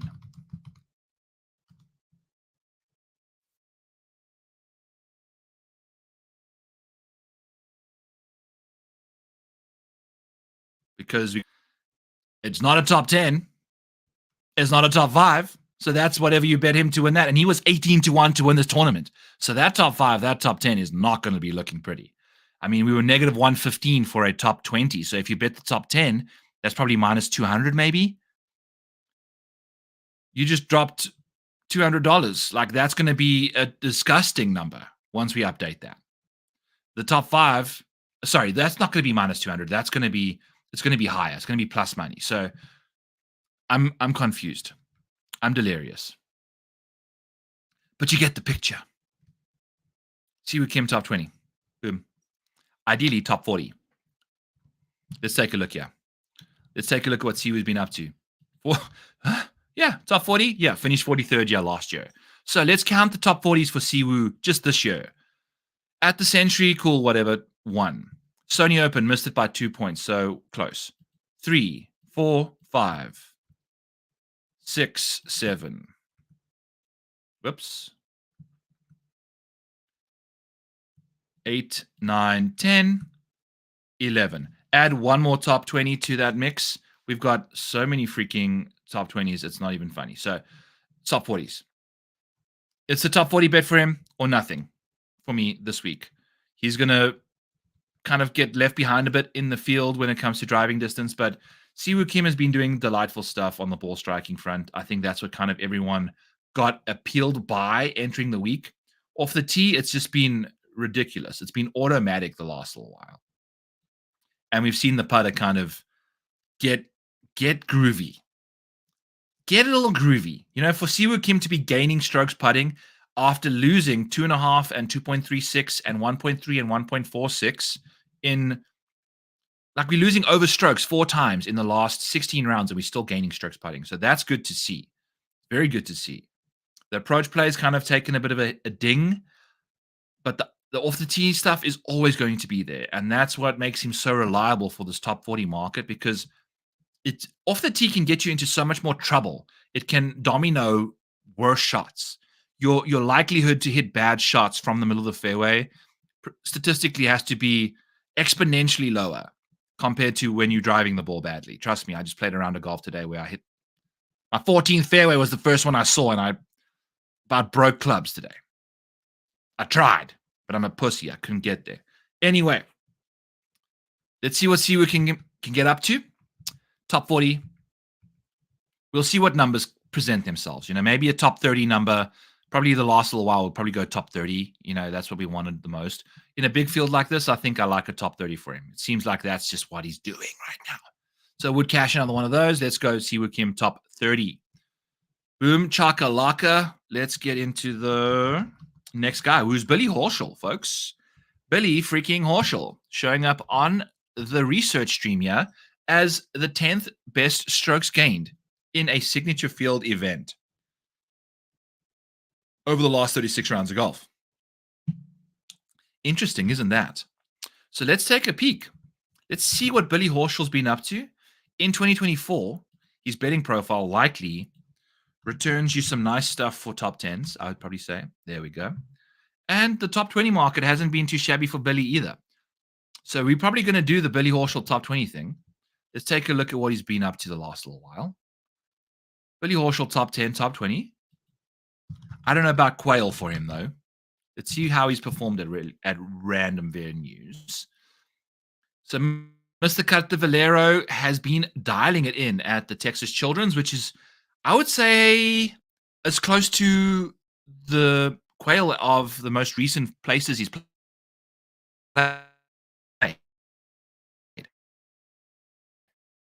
Valero, no. But the Texas Children's, and that's a very long, big golf course. And he thrived out there because he thrived around the greens. He thrived on the greens and had sporadic success on approach.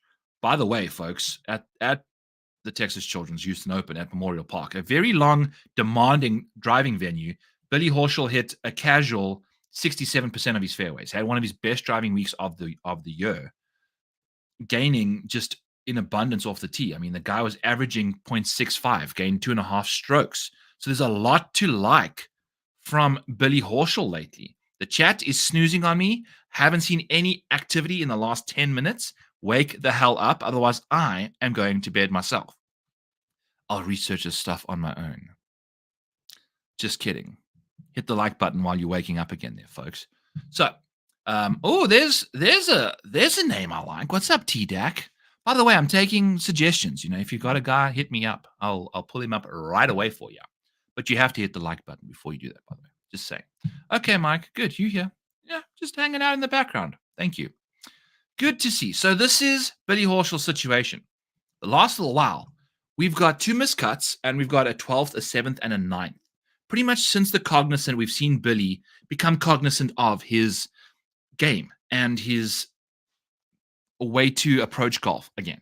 And it's been good. We've seen 3 top 12s in that space, 2 miscuts. So this is seeming to us like a top 10 bet, a top 20 bet situation. Byron's strokes gained approach over the last 12 rounds is probably -6. No, I probably lose on approach per round. If I was playing on the PGA Tour, I'd probably lose 3 or 4 strokes per round, maybe 5 on approach. I'm not a good iron player. I don't know.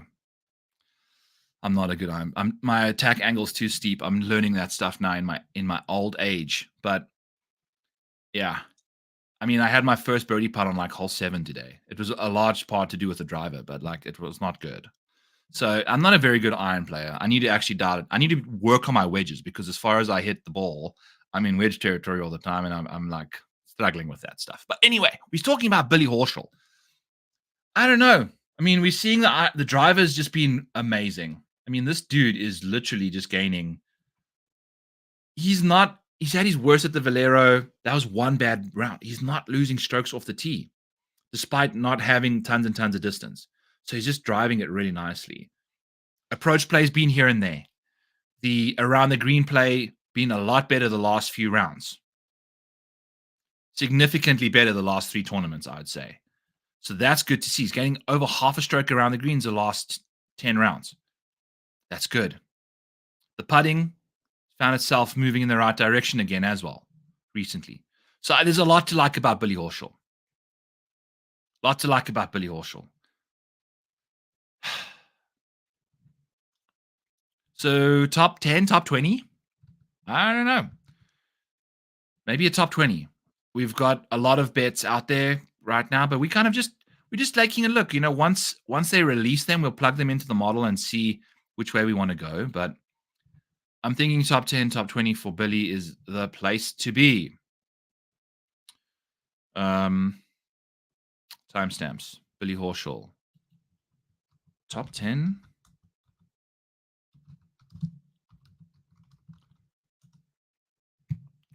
Wedge hack. Take more club and shorten future sandwich. Yes. Yes, dude. So this is what I've been trying to do.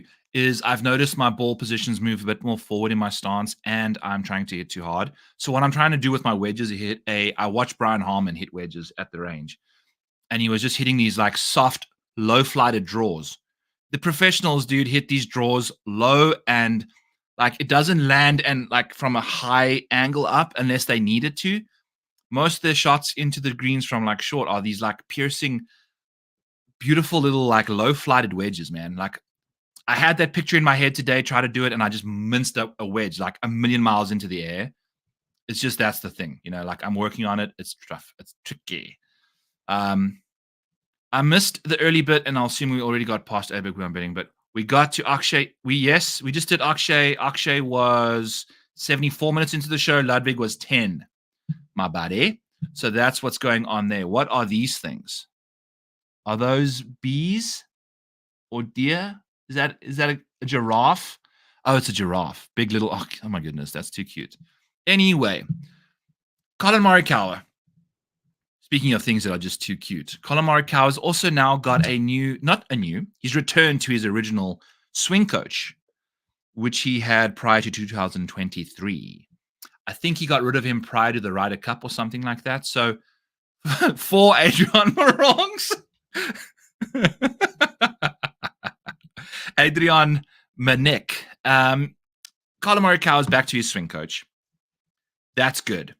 We've noticed Collin Morikawa's long iron game over the last little while has really regressed.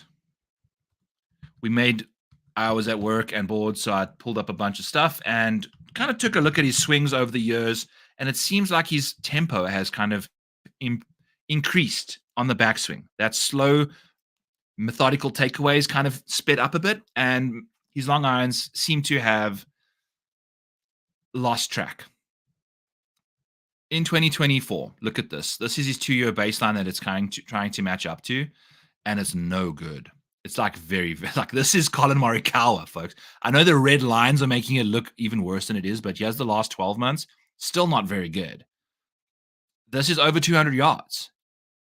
If you take a look at his last 2 years, it's like, and this is the last 2 years. That includes the last 12 months, right? So if you take the half of that away, these numbers are like way over here. So that's the thing with Collin Morikawa. He's been struggling with the long irons. If you take a look at his shorter irons, the last 12 months, not nearly as bad. Not seeing all this regression. So it's literally just the long irons, and we're seeing a lot of long irons at Quail this week. Remember, we saw a lot of those shots are coming from 200 and out, like a decent chunk. So we'll wait and see with Collin. I don't know how much I trust his long iron game at this golf course, but what we've seen with Collin Morikawa is his short game. He's kind of becoming like the short game guy now. All of a sudden, his short games come alive over the last little while because his long irons have been crap. My favorite part about the stream has been watching my sunburn get more and more red on me as I'm doing this. Look at this. Like we were like looking good, and now we're in trouble. Now I think I'm sunburned, folks. We're going to have to figure it out. But your boy is hot. I'm hot over here. Collin Morikawa got a 3rd and a 9th in his last 2 starts. He's done so averaging 0.3 strokes off the tee. 0.3 strokes on approach. He gained a ton at Augusta early on in the week and then kind of fizzled away. But what we've noticed with Collin since the Masters is we're gaining 6.76 strokes putting. I don't know what's going on in that world. And then if we include around the green since the Masters, we're gaining 11 strokes short game. So over that period in time, we are gaining more strokes in the short game department than we are ball striking for Collin, with 2 top 10s. So yes, that's what's happening in Collin Morikawa's world. Congratulations, Collin. You just made 2 top 10s. I'm sure you're ball striking the crap out of it. No, actually, I gained more strokes short game than I did ball striking. That's the current state of my game. That's why I'm going back to my head coach, my coach, who had me winning 2 major championships because I'm a ball striking fiend, not a short game wizard. If we can keep the short game that he's now adopted after sucking it up a little bit, and now granted, this is only the last 8 rounds. We were sucking it up on the greens in a big way at Valero and at the Players and at the Bay Hill Country Club Lodge and Men's Club Elk stuff. So we'll see. But I don't know. I don't think Collin knows. We've got a new coach on the mix now. Like, not a new, I've said this already times. You know, it's his old coach, but back in the fray. Walter Frey. Maybe we leave him alone. The North remembers. I don't know where we're going. Let's leave Collin Morikawa alone. I don't want anything to do with him. I don't want anything to do with him. Yet. Okay. Yet. Bezzy. Well, what are we talking about here? He's off the tee, look good. Yeah, well, this is the thing. Collin Morikawa's like driving has always been fine. It's always been fine. You know, like this is what he does. He drives the ball well. It's just there's these really bad ones where he's struggled. Like this isn't what Collin Morikawa does. You don't have. If I'm taking Collin Morikawa of 2021, 2022, if I'm clicking his 4 worst rounds in the last 4 starts on approach, it's not getting anywhere close to 10 strokes lost. You know what I'm saying? You know what I'm saying. Let's try.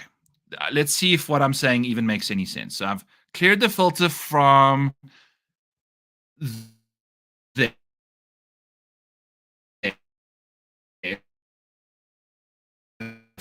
But this is basically Morikawa's 2022. And we're going to see. Let's find his 4 worst, like really bad rounds and go from there. And click on some numbers. So I'm going to just do 2022. And we'll just do 21 because that's when he was balling out. Okay. I don't know if it's going to be, but we can filter on his approach play and just go -2, right? Because what? He basically was averaging 2.5 strokes lost. So here's Collin Morikawa. Let's spot the -2 somewhere. Let's spot the -2. Oh, wow. Wilmington Country Club in the BMW Championship. I believe that's in England somewhere. Lost 4 strokes. That's one of his worst rounds on approach in 2022. Nothing in the 2s yet, negative-wise. Nothing in the 2s yet, negative-wise. We've got a Valspar Championship, final round, lost 2 strokes in 2022. The first one we've seen. Scrolling. Oh, we've got another one. TPC Southwind, early in 2021.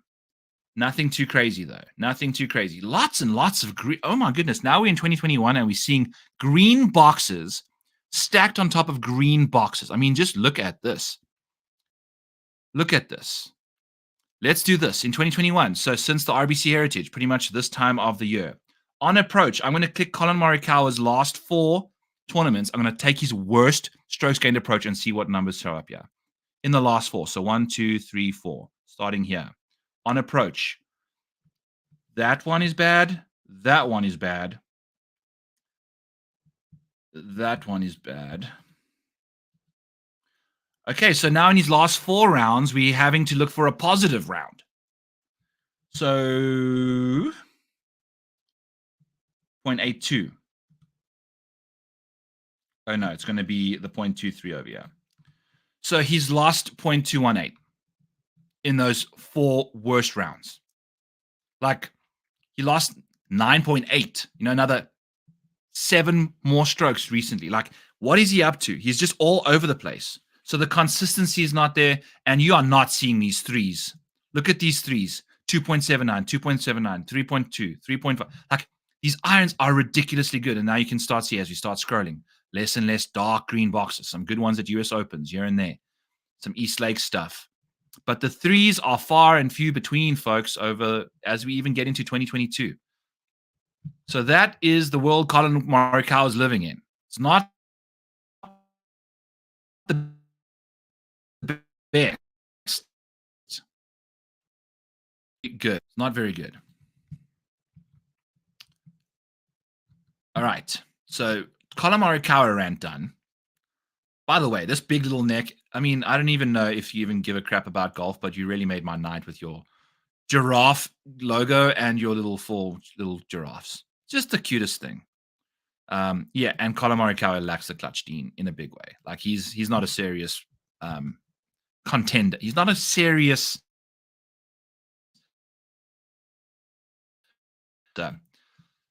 anyway. So we're going to leave Collin Morikawa alone. We're going to monitor the long irons, though. If those start coming back to where we've seen them, it's going to be looking good. So that's 9 minutes on Collin Morikawa. Let's do a few more on Christiaan Bezuidenhout, who's next up in the mix. Did we ask? We spoke about Akshay already. Yes. Okay, Bezzy. So Bezzy's approach play has been electric the last little while. This is going to be a fun little situation here with him. We're going to see some really fun arrows, and they're going to be a lot of green ones. So the last 12 months, over 200 yards. Look at this. Bezzy's like poor shot avoidance is in the 92nd percentile. Very damn good. So far this year, let's say the last 12 months looks a bit the same. From 150 to 200, he's actually a much worse approach player. From 100 to 150, he gets a lot better there. So either side of that 150 to 200 bucket, Bezzy's looking good, which is kind of what we're seeing this week, especially from 200 and out. From the rough over 150, it's been very bad for Bezzy. So he needs to hit fairways, folks. On Collin Morikawa.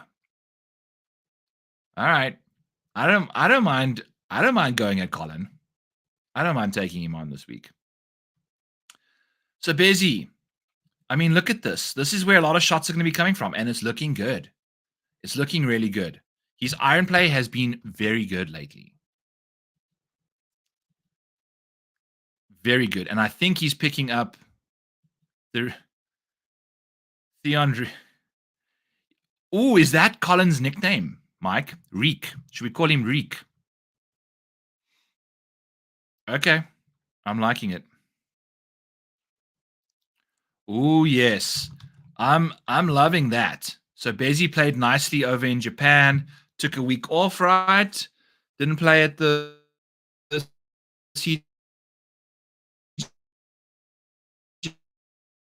days. He needs to get back inside. We're starting to see a lot of these backdoor Sundays from him now. 5.5 strokes at the RBC Heritage, 4.3 at the Valspar on Sunday. Then you go over to TPC San Antonio, had a nice Saturday. Another, we're starting to see some stuff from him. Distance, still not seeing any green. Waiting for that to happen. It's going to. I have faith in my friend on Twitter called Mike, Fit for Golf. Go follow him out there if you're in the mood to learn how to become a better golfer from a physical standpoint. And Bezzy's working with him. He's doing strength training. He's doing speed training. He's doing all the trainings. So maybe we start seeing some gains on the driver. I mean, around Harbour Town, the guy was averaging in his last 3, let's call it. I don't know if that even makes any sense. 278. Prior to that, at other golf courses even, I mean, he's averaging that, like 278. So at Harbour Town, I'd imagine you're going to average less than at the Valero and the Valspar. I guess the Players, whatever. But let's take a look. Like at the Players, we were averaging in the 280s. Not too shabby. If you I mean, that's getting there. I mean, Jesus, 285 is like a 3-wood for me, man. Like 280, 278, that's 3-wood stuff. I don't know what he's doing. But what we know is, I mean, and also look at this green and red situation. We're just missing. We got some really bad rounds going on now for Bezzy on approach, but some really good ones still too. 1, 2, 3, 4, 5 of his last gaining rounds have all been over 1.25. And he's also lost like ridiculous amounts. So it's been incredible. It's been boom or bust for him on approach lately. and the putting has been good. So top 40 numbers for Bezzy are going to be the way to go for me still. Top 30 maybe. We had 4 consecutive top 30s. I'm waiting for the upside to show up here. I mean, we need more of these boxes with the putter. We need to see him start really rolling them in. He's gone from being a bad putter over the last little while to playing better golf. So top 30 for Bezzy maybe. We'll see. We'll see.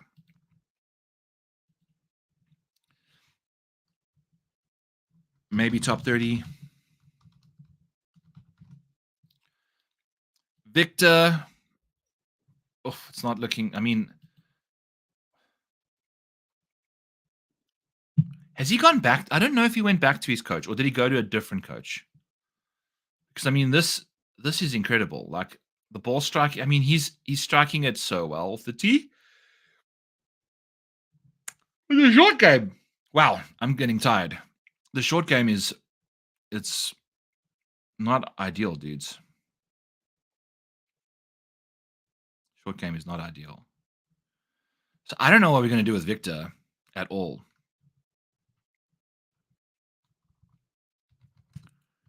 It's been bad. It's been very bad. But man, the drive has been good.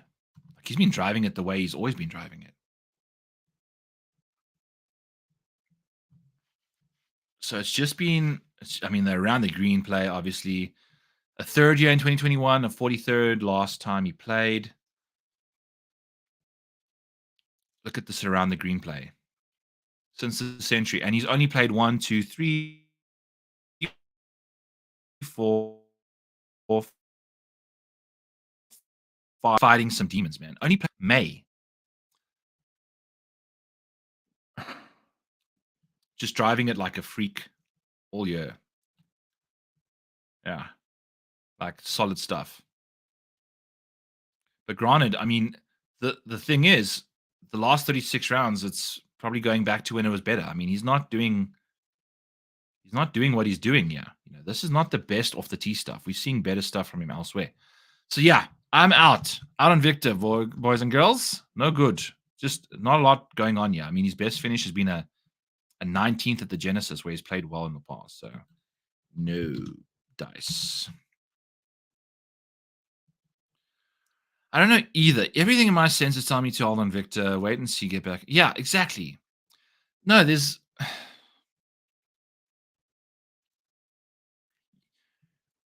When is he going to come? Like, that's the thing. Like, how early is early? That's the question. It's not looking good. There's no signs of improvement yet. So I'm waiting. Rory McIlroy. You're going to hear me say this a lot because I think Rory, after the Masters, is a guy I want to look at, and I'm looking at him for Quail, baby, because we're going to see some red numbers up here where Rory's thrived in the past. I mean, top 10s, top 20s in abundance, dating back to 2018. We've got a 16th, an 8th, and a 1st. Really sucked it up last year, but this was when he was struggling. Finished 47th. And I mean, he was losing strokes off the tee that week. So that tells you where Rory McIlroy's game was at that time. We are seeing, look at this off the tee number. I mean, it is a green column of, gee whiz, man. So good. I don't think Harbour Town's a golf course he should gain that much off the tee anyway, so we'll see what happens when he gets onto a bigger venue again. But I mean, the driving ability that we're going to find him just exploiting at this venue is going to be through the floor, through the roof. We're going to need some long iron play to come through. I don't know where, like we saw this inspired iron play heading into the week right after meeting with Butch in Vegas and then kind of lost it into Augusta. Then never really followed through at Harbour Town the week after. Has he played a bit more practicing with Butch back in Vegas again? Has he gone back to him? We'll wait and see. But I mean, the thing with Rory is we are getting 24th, 21st, 19th, 22nd, and 33. Those are all these finishes either side of the third place finish. It's not being good. It's also wait and see season with Rory. If you want to be early on him, this might be the time after Augusta.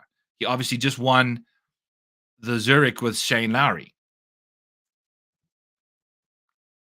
So there's a lot to like about Rory's game right now after Augusta. I think he's feeling it. He's going back to a venue where we've seen incredible results from him in the past. He's won it. He's top 10'd it. He's top 20'd it. Like there's a lot to like from him. So we'll see. We'll see what Rory can do. I am interested in potentially even betting this guy to win this tournament now because we get this cheat code off the tee. We get a freed up Rory who's now just won the Zurich. The Masters is in his rearview mirror. He's been incredible. Like when he does his thing, he does his thing.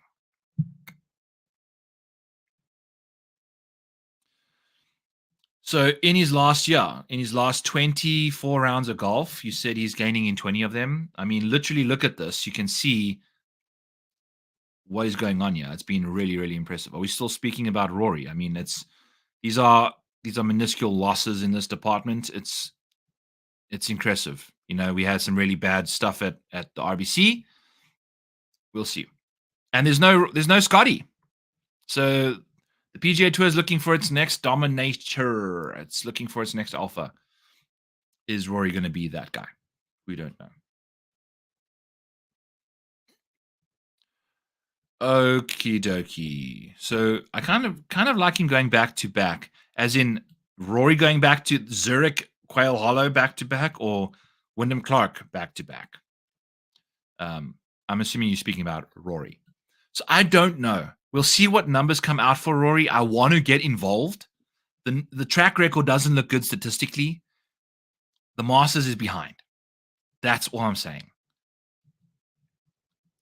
Be on the prowl for outright number. What would I go at?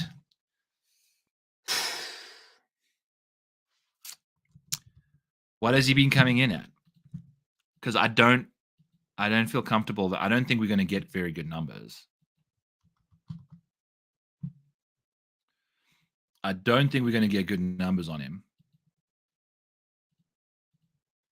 Rory's been coming in at 11-1, 8-1, 11-1, 12-1, 9-1. Jesus, so it's going to be single bullet range here. Yeah, it's like, I don't know, man. I mean, what has he done at Quail in the last few years? I can pull up that quickly. Do I even have? I don't have. At Quail last year when he was struggling. Do we have that even? I don't think I do. Betting odds for Rory at Quail. I'm going to pull them up quickly. At DraftKings Win Market, American odds. So Quail Hollow in 2023. Do we have plus 750? And that was in like not the greatest field, but yeah. At Quail, I think that's the thing. It's like he's plus 750 at Quail. Let me pull 2022. Did he play in 2022 even? I don't know. Did we say he played in 2022? He played here in 2021. Let me pull that one.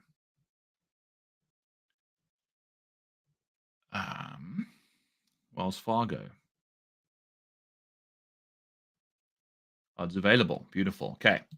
I'm assuming he's going to be like 6-1, 7-1. It's going to be... But still, like, it's Rory without Scotty, after winning the Zurich. Like, that's the thing. It's like a problem. So, PGA historical odds for Rory McIlroy at this golf course. John Rahm was in the field. Okay. So, Rory opened at 18 back in 2021. Wow. So, and that's when he won it. So, yeah. I don't know if we catch anything better than a single bullet, boys and girls. I think... like when these big guys, ay caramba. I don't know. I don't know what to do with him. I want to get involved, but I don't know if I can get to him at like 9-1. Because if I try and do him at 9-1,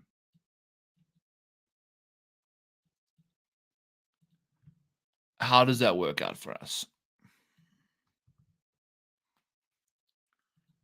Okay, so Rory, let's go 9. So that's 8.26. So say Sahith comes in at 30. Yes, maybe top UK and Ireland play. That's the way to go. Oh no, my fingers are so freaking fat. I've been holding like these new grips. I made my right hand a bit more swollen as well. So if I go Rory Sahith, what is this? Oh my god, I'm in the wrong one here. Let me go to my old. Like, where's my original one here? Okay, this is the one. So let's go Rory at 9. I'm going to go Sahith at 30. Sahith.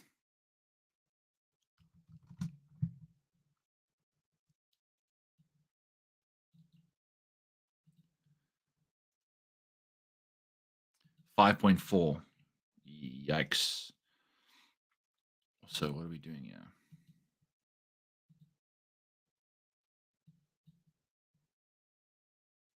Okay. So we can go, if Rory opens at 9 and Sahith opens at 30, we can pull the trigger on that. But that's it. Then we stuck. That's it for us. So that's the question we have to ask ourselves. Is it Rory or Sahith? Are there any other guys we would have bet so far based off of where we've gone? Wyndham Clark is probably going to be 18-1, 15-1. Xander's going to be single figures. We're going to try and get a top 10 on him. Ludvig.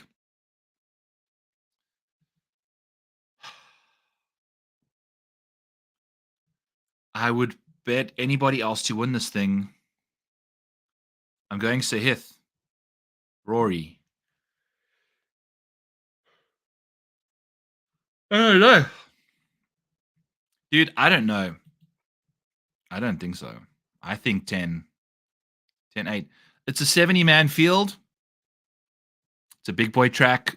We just had that second place finish and a top 10 at RBC. Aberg is going to be unbettable. He's going to be single figures.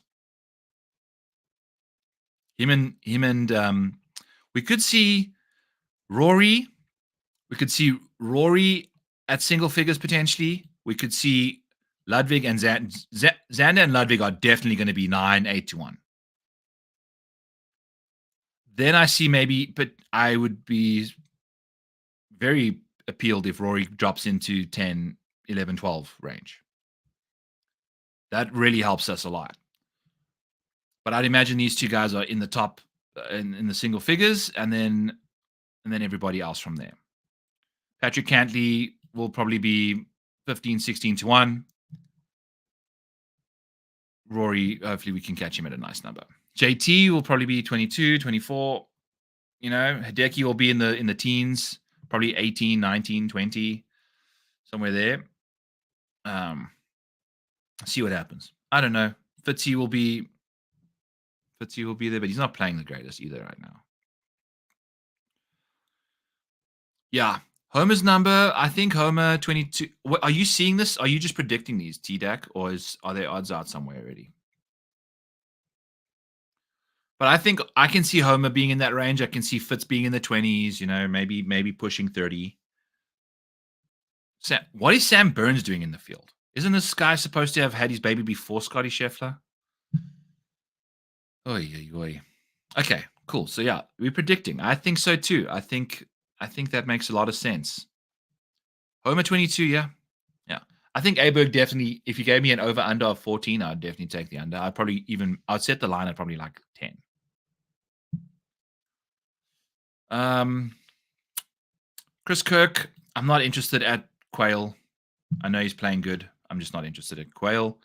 So we'll make this a Chris Kirk minute of like literally 20 seconds. Denny McCarthy going to try and take his off the tee game that's losing him strokes in the last 36 rounds and take it to Quail and try and short game himself through it all.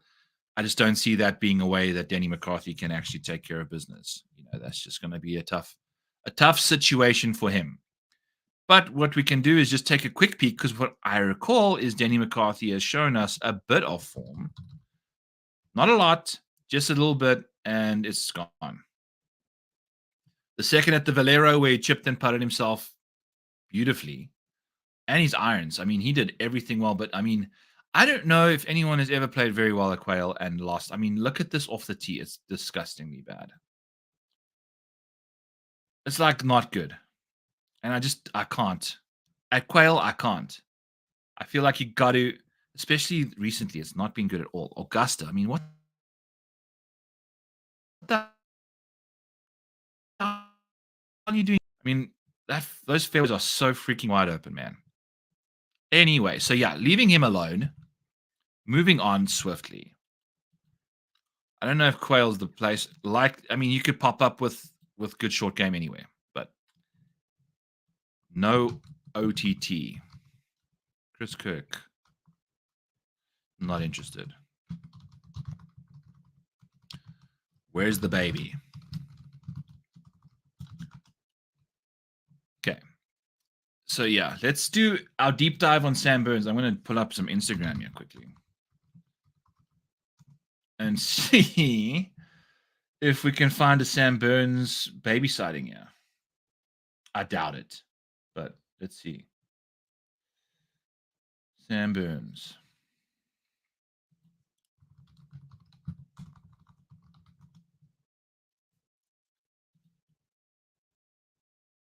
Nothing.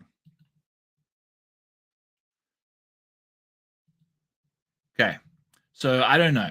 Let's type. I'm going to type in Sam Burns baby and see. I don't see anything. Don't see anything yet. Okay, so I don't know. Where's the baby with Sam Burns? That's the question. Where the baby at? Russell Henley. Let's chat about him. Changed his entire game around. He used to be what we called over here Sex Panther. 60% of the time, he's inside the top 20 every time.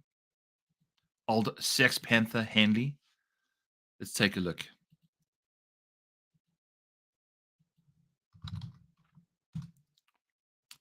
Sex Panther Henley. So the top 20 market's kind of gone off the boil for him this year, which is the market we've been targeting him in, unfortunately. But if you go like for a long-term situation, it looks like, who the hell is this guy?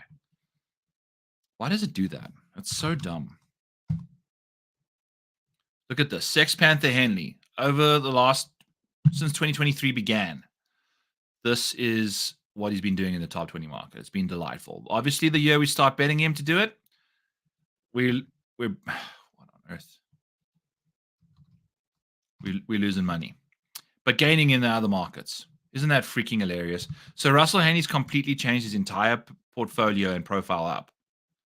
He's a short game guy now.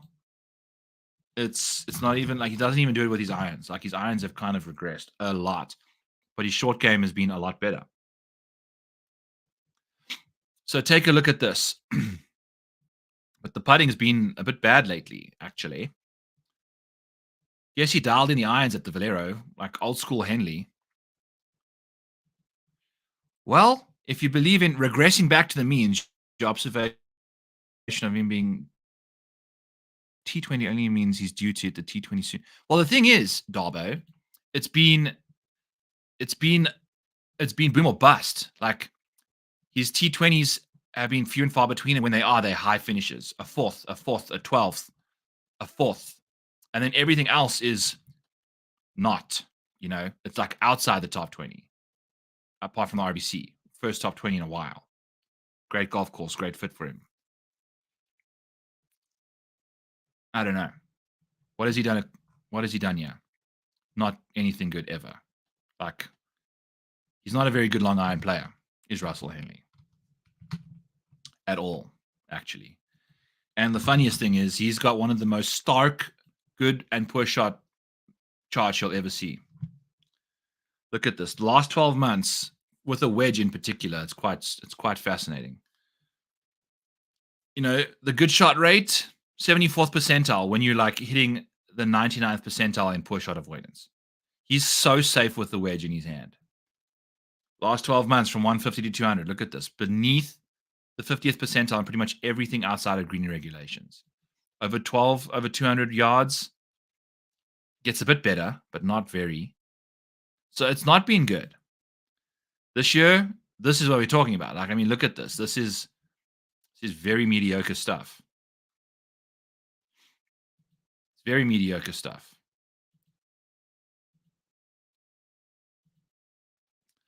This guy used to be an incredible wedge player, man. Incredible, incredible, incredible.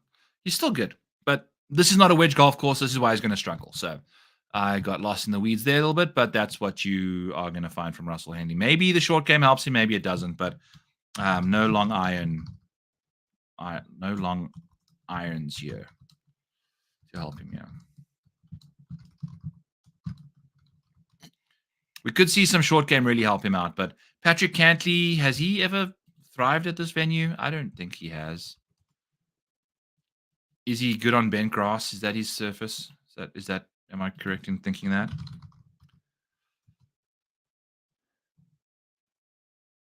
So obviously a T3 at Harbour Town.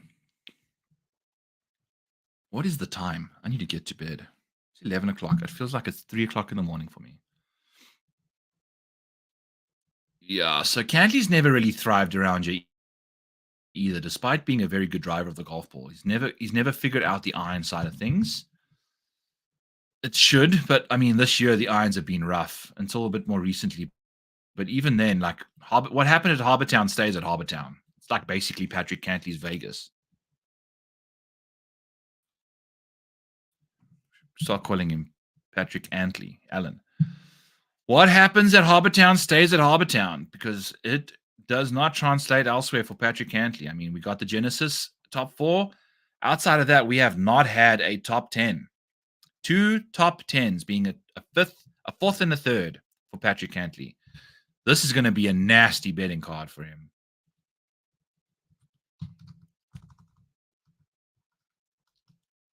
Yikes. Over $1,193, like $1,193 lost betting Patrick Cantlay in every market this year. He's bordering almost having to win 3 times in 2024 alone just to pay off your investment in him to win outright every tournament. Incredible. Cantlay can get hurt by missing shorter long irons. Stay away for whatever reason. Yeah, yes, it is, isn't it? It's weird. He's not a very good, yeah. I don't know what's wrong with him. So we'll leave him alone. Let's go to Matthieu Pavon. Does this golf course translate? What happens in Harbour Town stays in Harbour Town.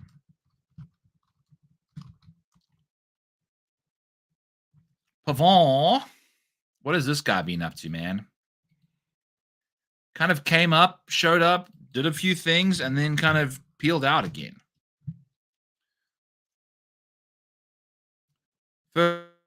First, third, and then rattles off a bunch of outside the top 10 performances, and then 12th at freaking Augusta. Very impressive stuff. Was all in on him at the Players, and then decided, check Matthieu Pavon losing 5 strokes at the Players when we're on him. But looks like, yeah, the putter, it's broken. The putter, she's not working anymore.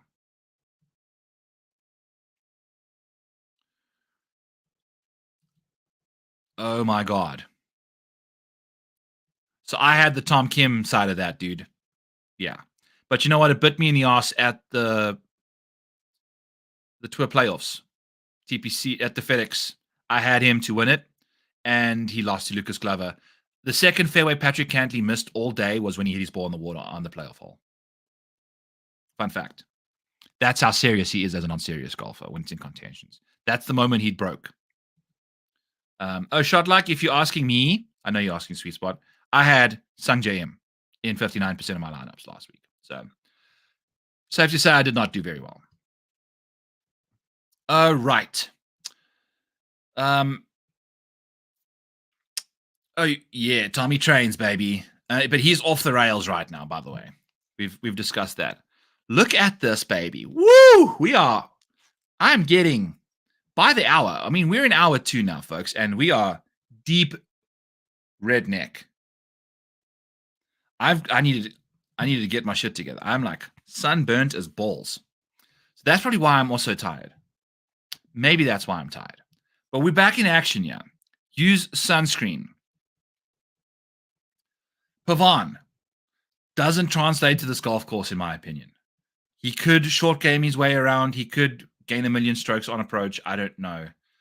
I don't know.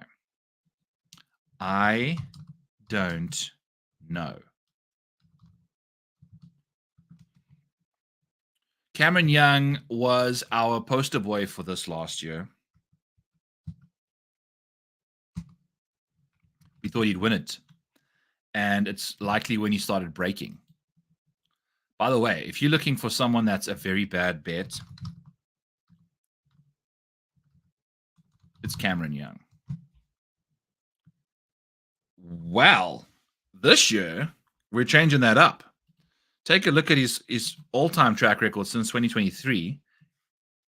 Denny McCarthy showing up here. Anyway, okay, good. Cam Young looking like... What are we doing with this guy? I mean, if there's a golf course that literally suits his game, it's this one, right?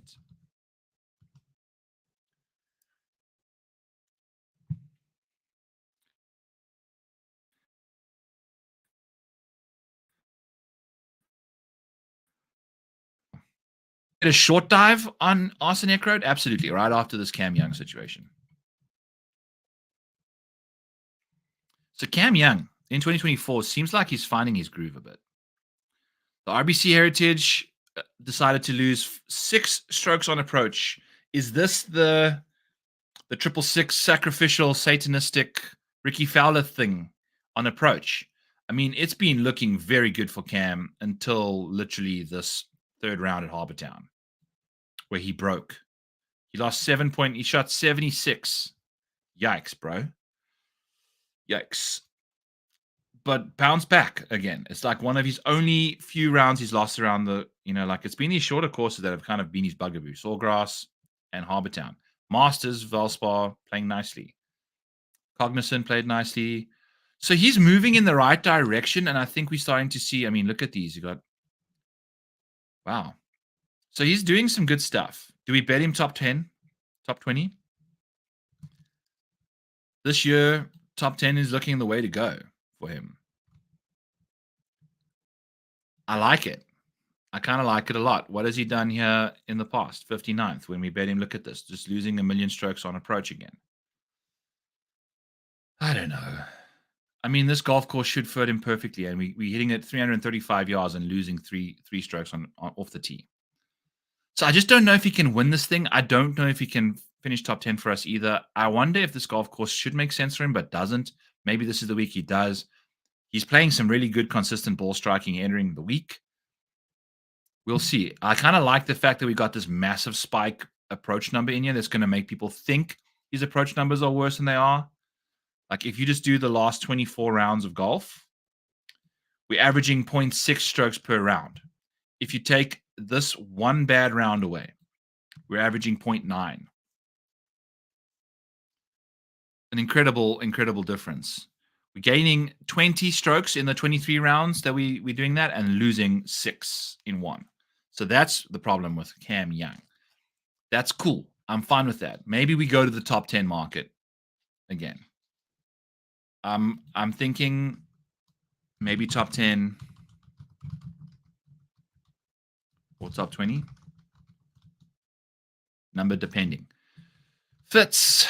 If the shoe fits, what's his situation been up to? Not good this year. Not good this year. Oh, we were trying to do an Eckroat. All right, let's do an Eckroat. Short dive for Austin Eckroat. So let's start off with his situation over here. I'm assuming he's obviously going to be profitable for the winners. I'm assuming he's going to be profitable for top 5. And that's it. So problem with him, lack of consistent production in the top 10, top 20 market for me. We'll have to wait and see for more stuff from him there. If we go to his metrics, Eckroat likely going to be hitting his golf ball off the planet on approach and doing everything else poorly. Recently, the approach numbers have been cataclysmically bad compared to what we will see when we scroll up here. Yes. So he started losing his groove at the Valero before the Masters.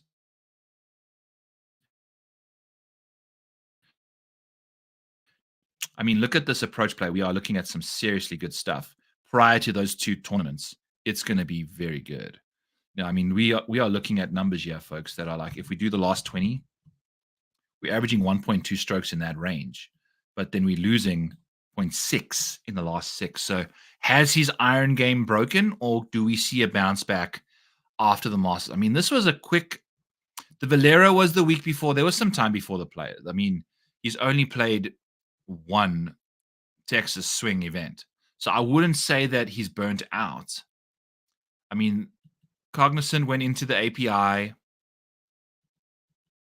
So he played that. Then he had a big break heading into the Masters. Played nicely on approach. So that was amazing. The following, then sucked it up. So maybe he bounces back. What does his profile look like from a long purse? This is turning into a medium dive, potentially a deep. That's that approach play that we're talking about. The drive has been looking good, man. And the short game, the putting's been good. Been good.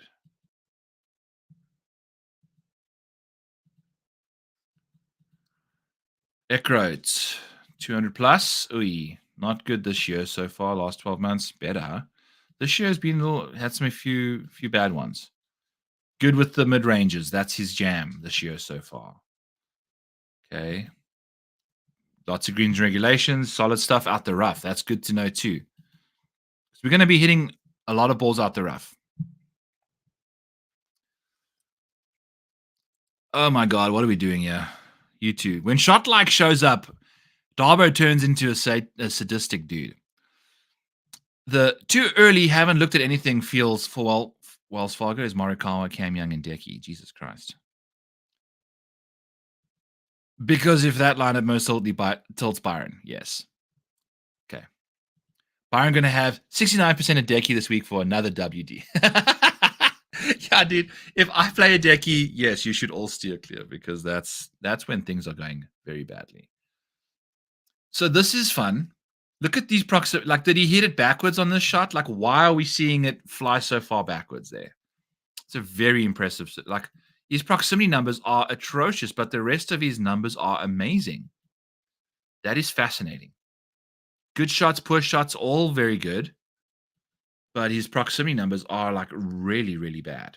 That's Darbo, riddle me this, dude. Why? Why is this situation? What would cause proximity numbers to be that big of an outlier when you're still gaining that much strokes and hitting that many greens? Is he just hitting it to the furthest part of the green ever? But with this good shot rate, you got to be hitting it close every now and then. And the poor shot avoidance, is his like really bad shots just really bad? Is that the thing? Has he just had some really, really bad shots where the binary stuff isn't taking it into account? But I don't understand what's going on here. This is a statistical anomaly, in my opinion. I would imagine he's just hit a few that have just like rolled way far away, like one or two really, really bad shots. But this is a 12-month sample size. Over the last 2 years, dude, this makes a bit more sense. The closer this gets, the better. But over the last 12 months, it's like got further away. It's like on the others, it's 58th percentile. And even more so this year. Like, I don't understand. He must have had some, I don't know. Someone help me. I'm drowning in the statistical anomaly, folks. Let's have a beer hug. Maybe that'll help us. And that's maybe why I'm tired and it's my sunburn. I don't know. Okie dokie. So that's Eckroat. The goat in the pond for you.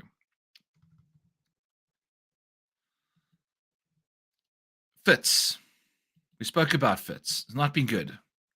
He suits Quayle in a way. Got good short game. I don't know. I never get him right. Let's leave him alone. But we started speaking about him, so now we have to go. But also to finish up Arsene Eckroat situation. Do we get a bounce back with the irons?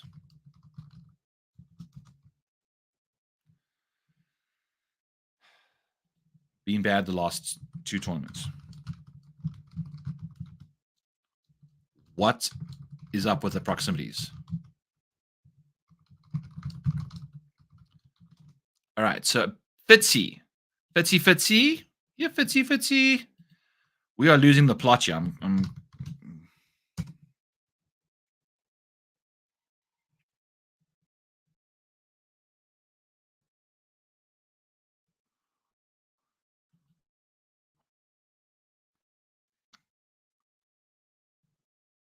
I think it is. It's likely just 1 or 2 really like. Is proximity on the green only? Is that it? Or is proximity also when you miss the green? Darbo. Okay, so yes, Fitz, 35th year last year in his only appearance so far. Sawgrass, out of nowhere finishes 5th place. Gains 1 million strokes putting, does everything else very averagely. And that's about it. 10th at Valero, 22nd, 28th. I mean, this Fitz is looking like a top 30 beast right now. You know, that's pretty much what we're doing, if you're asking me. I don't know.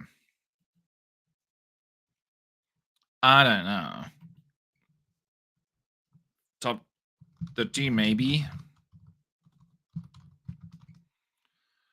All right. Poston, I'm not interested in at this venue. Brian Harman, I mean, he's always worth a look.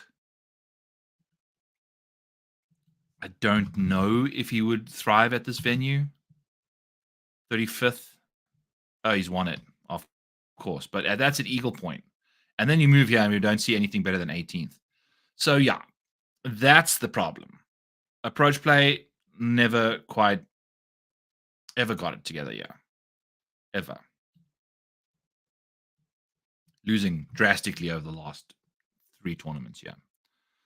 And then has one of the best weeks on approach for 2 weeks or so. We try and get on him at the Players, finishes 2nd, hits his irons amazingly, and then since then has decided to lose on approach in 10 of his last 12. And he's now losing a shot per round on approach. Just completely fallen off the deep end. Yet, we've had a 25th and a 12th place finish in that space. The irons have been bad. The driver has been in play. The putting has been pretty good. So this is what we're dealing with Brian Harman. I don't know. Here's Darbo with an update on the proximity thing. Any shot from approach that goes inside around the green too. Okay. Yes, this is the thing. Like the poor shot is binary. So you can have, if it's a poor shot that's losing you 0.51 strokes, or a poor shot that's losing you 2. I don't know if you can lose 2 shots on one approach shot. I don't know.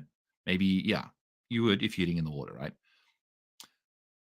But what you see what I'm getting at, like, but you might not even have to hit it in the water. You could, for your proximity to be bad, you could hit it. Like, what is around the green? Like, what's the threshold on around the green then? Because for your proximity, unless he's like playing the open and hitting every green, but hitting the wrong, like he missed it on the wrong green, but hit the green and had like a 250-foot putt or something. I don't know. The average distance the ball, this is proximity. The average distance the ball comes to rest from the hole in feet after the player's approach shot.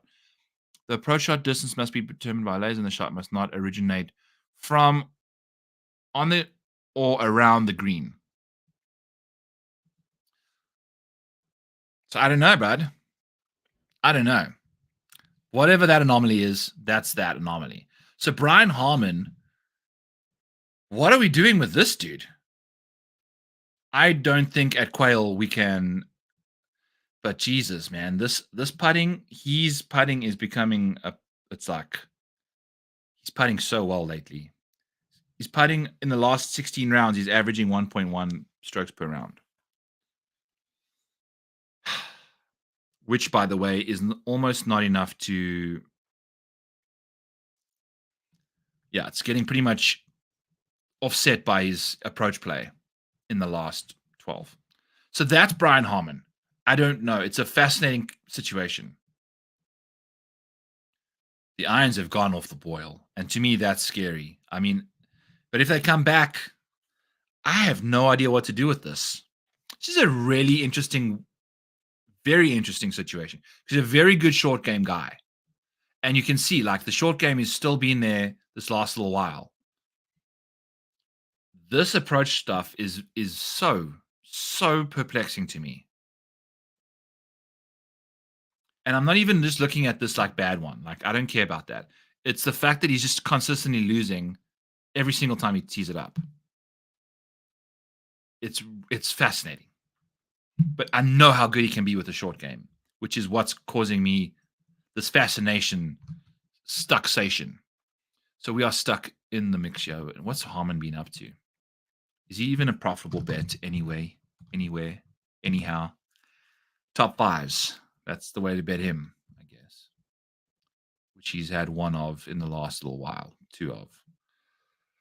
I don't know at this golf course, though. Well, I like him.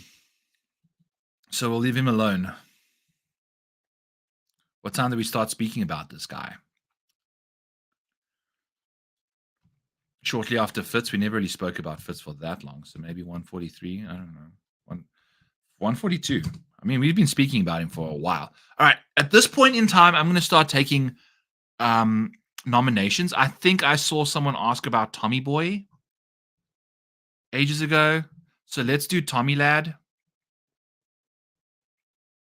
We also spoke about Byeong Hun, but that was ages ago. All right. Let's do Tommy. I think I'm going to get off here shortly. I'm like exhausted, folks. I'm really sunburned. But I'll take nominations. I'll take I'll do Tommy after I do Harris. Let's do it. Where's Harris? Where are you, Harry?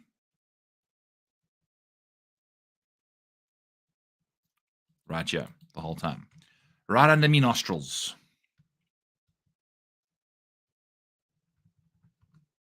Okay. Harris English. What are we looking to expect from him as of this year from a betting perspective? What I need to do is add this. I need a 2024 column instead of the last 12 months. I need to also see a 2024 summary of the stuff. So Harris English has just been dominating the top 20 market, buddy. That's looking good for you. If you're looking for Harris English, top 20 market.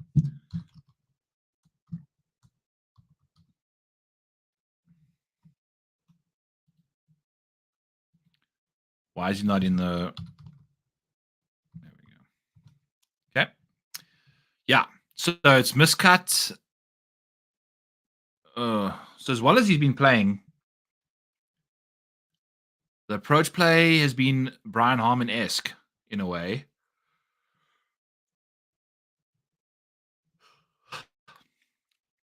A third at Wells Fargo last year, just absolutely got completely dialed on approach. Wow. That looked really good. That's easily his best performance here. Out of nowhere. I mean, that's one of his best performances on approach you're probably going to see in a long time. Genesis 7th. I mean, this guy's just been floating around the middle of the pack. So I think a top 30 bet potentially for Harris English, really. If you're looking for top 20s, sure, go there. But, I mean, he's floating around this, like, top 30 market. You know, like, he's... Considering the last 3 of his last 5 have been inside the top 30, but not a top 20, makes me want to bet the top 30. Just because Maybe he knows how many top 20s he's got going on this year and kind of gets a little scared of them or gun shy. I don't know. Top 30 is where we're going. That's what we're going to have for our final say on Harris English, who has completely gone off the boil on approach the last little while. Pretty much since the Players, we've lost ourselves a quarter of a stroke on approach quite routinely. And it's got particularly worse since the Valero. The last 3 starts for Harris English, he's losing over half a stroke on approach. He's only gained once. So top 20, top 30, if you're in the mood. I don't know if I'll be going there. This isn't looking good. It's not looking promising. Looks like things are about to start falling apart if the short game disappears on him. If this shows up, then we've got a different situation. But it's not looking like it wants to. Tommy Fleetwood. Let's chat about him at 151 minutes into the show. If you are in the chat still and haven't hit the like button, please do that and the subscribe. I'm going to be saying that quite a lot. We're trying to do it until I get to 500. I'm going to be asking you guys to do that for me. So please hit the subscribe button. I'm trying to get to 500. We're trying to make this channel a lot of fun. A lot of fun. I'm going to think of some fun stuff to do in the stream. If I'm going to be here for 3 hours, 4 hours, I'm going to need like some fun stuff to get up to every hour, every half an hour, just like check-ins, random giveaways, all that stuff. So I'm going to probably do some brainstorming about all that stuff here shortly. Tommy Fleetwood. You want to see a guy who can win you money in the top 10 market? You want to see a guy who can do that for you? Take a look at Tommy Fleetwood. It's the only market he wins you money in. So we'll be betting Tommy Fleetwood in the top 10 market, if that makes sense for us. If that makes sense for us.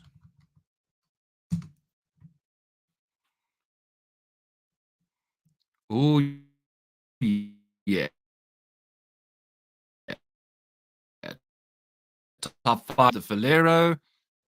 I see you, Tommy. I see you doing work for us. We had a top 10 for him, I think, at the Masters, if I'm correct,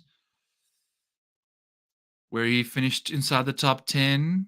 We've had some Tommy Fleetwood top 10s. Yeah. There we go. I think we had him at the Valero, and then I think we went back to him at the Masters as well. Then we might have done it again at the RBC Heritage, but it looks like he kind of forgot his irons in Augusta. That's fine. He's had some time to go get them. Oh, he did the Rickie Fowler Satanistic getaway as well at Bay Hill. That was on the par 5, the par 5 with the water around there, the Bryson par 5, where he made a 12, didn't he?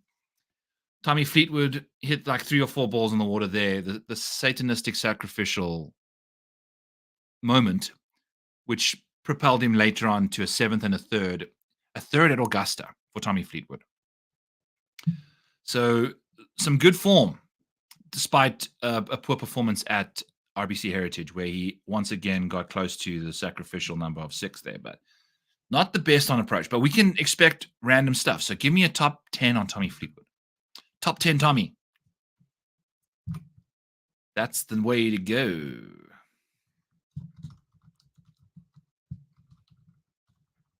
But you can't bet everybody for top 10. So we're going to have to pick and choose our battles. Sometime early in the show.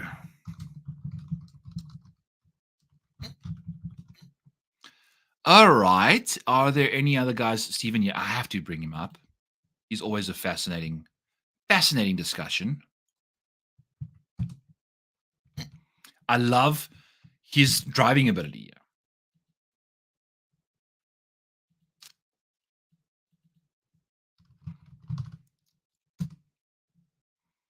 Oh. So yeah, the lag had us there a little bit.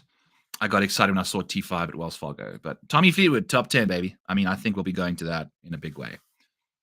So Jaeger, I mean, a T3 and a first this year already. Nothing inside the top 10 prior to that. Outside of those. Yeah. So he's kind of boom or busty. We've got 2 top 20s, but it's like this, it's show up or grow up kind of thing for him. Not necessarily thriving with consistency. I wish this computer would scroll a bit better because I'm trying to just do some stuff and it's just keep on scrolling around for me. But that's what Harbourtown will do to you. Prior to that, we were looking very good. Very, very good. So, I mean, the driver's always going to show up for him. Just looking back at, let's go back to his T3 and just see what shows up.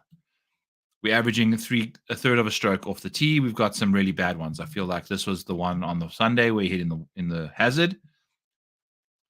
OB basically. So you take away 2 really bad, 3, 4. Take 4 of his last 23 away, and we're looking very good. So you just gotta avoid those really bad driving days. The rest of the time, the driver's going to be looking good, and that's what we love around Quayle. I think the driver's going to really propel his game.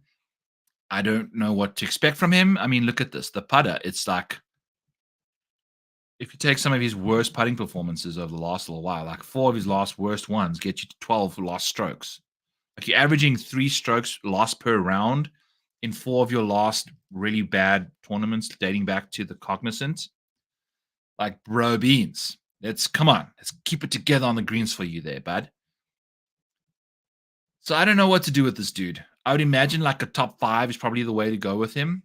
You'd have to lay hardly any equity there, and you can still catch a really good number on him. Let's take a look here. See what the numbers say. Boom. I mean, across the board, he's been profitable in 2024. What do we get from a bit of a long-term perspective? That's still his that's Griot. God damn it. Top 20s. So that's the way to go to him, but that's not where he is right now. This year, Jesse Dromer. Like, what are these names? I need to get this in. Like, yeah, I don't know. I could, you know what?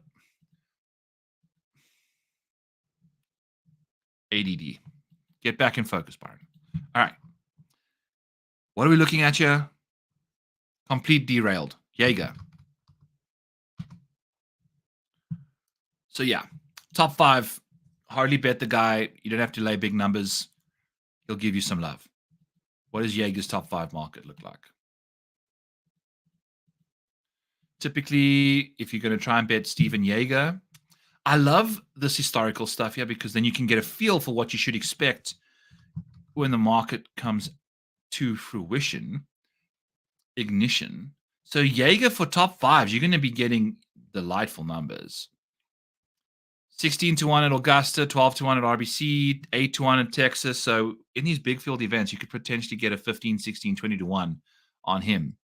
Started playing nicely here, heading into the Texas, and then even after then, we never got the respect. So there's definitely potential to get a double-digit top 5 from Stephan Jaeger, which he's cashed once, twice, and 3 times in pretty much the last 10. So 3 out of 10 times he's cashing top 5s for you sporadically. So I think that's the way to go. We likely catch a nice, 16, 12-1 number on him. I would imagine it gets closer to 12, maybe even 10 at this kind of a golf course. I think they'll like him. If you take a look at Stephan Jaeger's approach profile, he's phenomenal out of the rough from 150 and out. Like, he's got a lot of speed to his game, and I think that really helps him get out of there. In the last 12 months, over 150 yards. Take a look here. This is very, very good. Like, for someone that's not known as a great iron player, I mean, we're sitting in the 97th percentile in strokes gained. We're sitting in the 98th percentile in green regulation rates from 150 and out the rough. From the fairway, it's not as good. It's particularly bad, but that's the thing. With the mid-rinds in the situation there, it's okay. I don't know. It's weird. It's all over the place, man. It's all over the place. So that's the thing. Bet the top 5. Hope for that variance again. That's how he's doing his thing. He's kind of showing up. I would imagine he's going to find himself in the rough a lot here. What was the the fairway regulation rate is half the time. Guys are hitting half the fairway. So half the time, Stephan Jaeger is going to be looking very good out the rough. And that's his strength. So I love Stephan Jaeger for a solid finish again. Did he play this week? Did he play this week? I think he did. There he is. I know. I'm in the wrong thing now.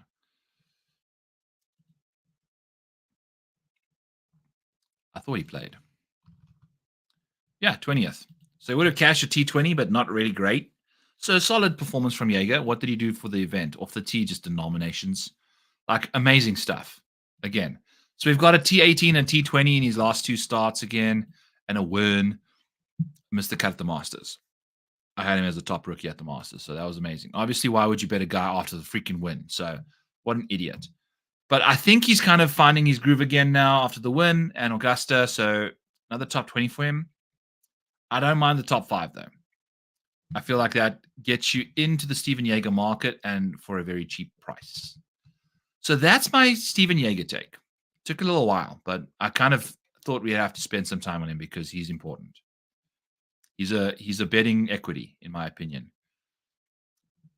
We're seeing some spike stuff. Some other options. Shane Lowry, yes, congratulations on winning a PGA Tour event with Rory McIlroy as your partner. Nick Taylor's always boom or bust. I don't know if this long kind of golf course fits him. Will Zalatoris has got a broken back, essentially. Taylor Moore's a pretty good long iron player, and so is Adam Schenk. So let's take a look at these two. Corey Connors, I don't think will ever win a golf tournament. Maybe we just bet him to finish inside the top 20. Does he have a specific market? We've got some questions to ask ourselves. So let's highlight these guys and then go from there.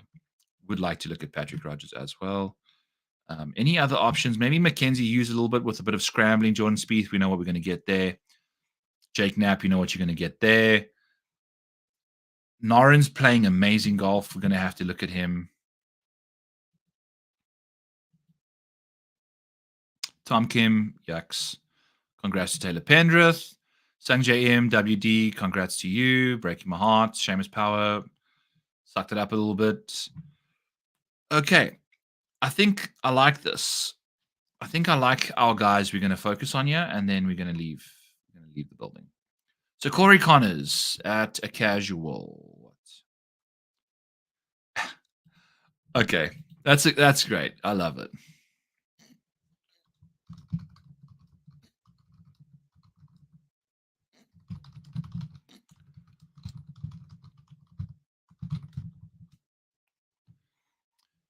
I'll just leave that up there. I'm not going to say it on the stream, TDAC, but you can read it and take a little giggle there because I really appreciate you setting me up for that one.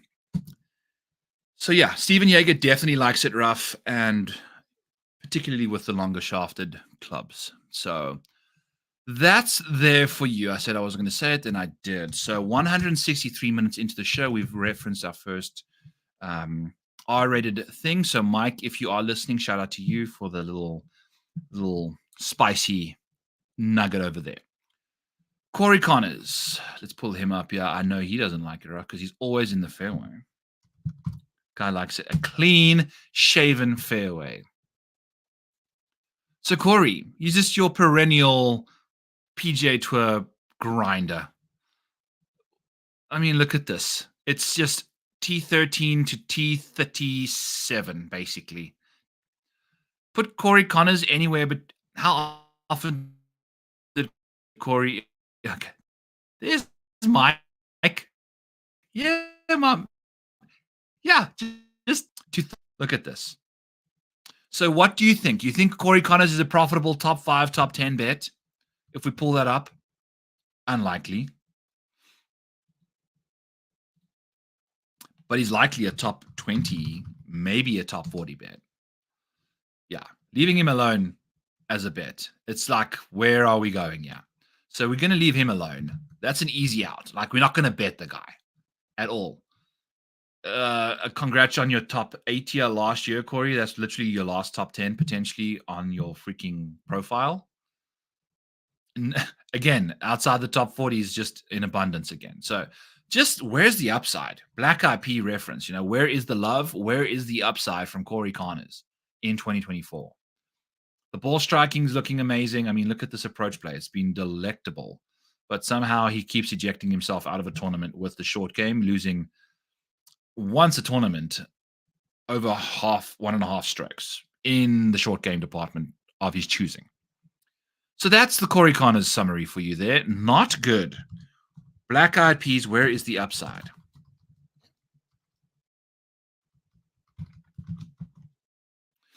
Adam Schenk. Let's chat about Adam Schenk, shall we? Yep, that makes sense. Okay. Schenk. Schenk. Schenk your booty. Adam Schenk, top 10s, losing you money, but gaining you cash in the top 5 and top 20 market. That's kind of interesting how that works out, but it is the way it is. So, yeah, we've got top 5s, top 20s, not necessarily like amazing numbers, but Adam Schenk, you never know with this guy. I was betting him a lot last year, kind of went off the boil, and seems like he's found himself again.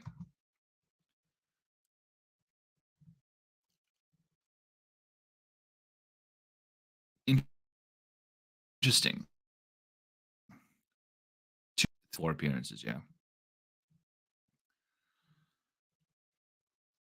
I don't know. So the Valero, we had a T5, and that's about it.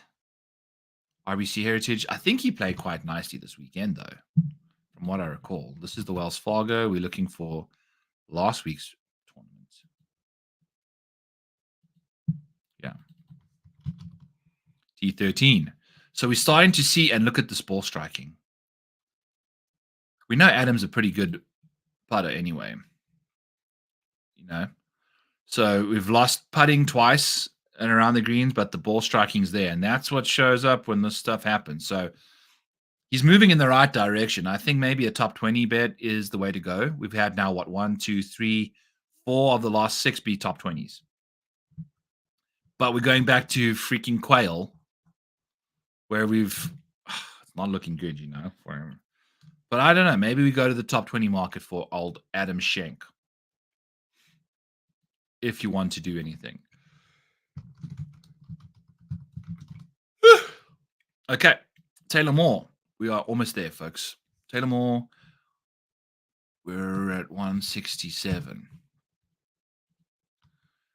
Talk to us, betting odds. Where are we taking us, Taylor Moore? Taylor Montgomery. Darbo Montgomery played really bad. Yeah, dude. You played really badly. Taylor Moore, top 5, top 20, is basically the same profile as Schenk. It's like identical. Yeah. I just had to make sure it was not the same one. It's not. They are the same guy. So Taylor Moore, top 20, top 5s this year. That's what he does. Normally, I'm not even going to hit that button because it's going to have to make me search his name again. But I like it. What about Taylor Moore does we like this week?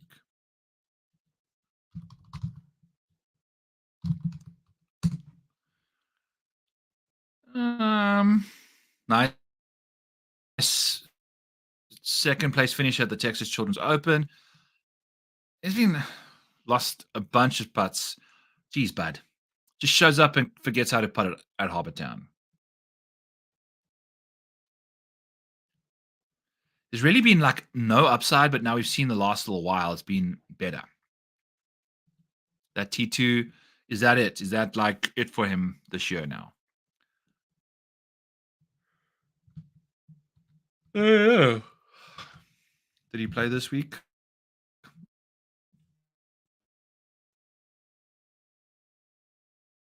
Nope, he did not. So I don't know. No, like nothing. No lean. No lean. Patrick Rodgers. Fantastic Mr. Rodgers. What's he been up to?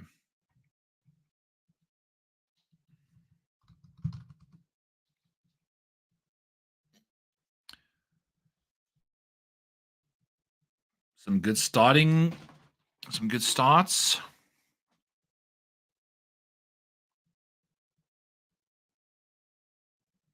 Hey, Phoebe.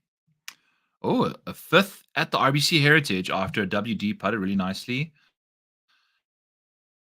Kept himself in the mix. Did he play? I did not. Okay.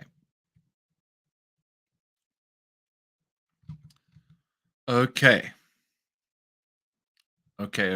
So,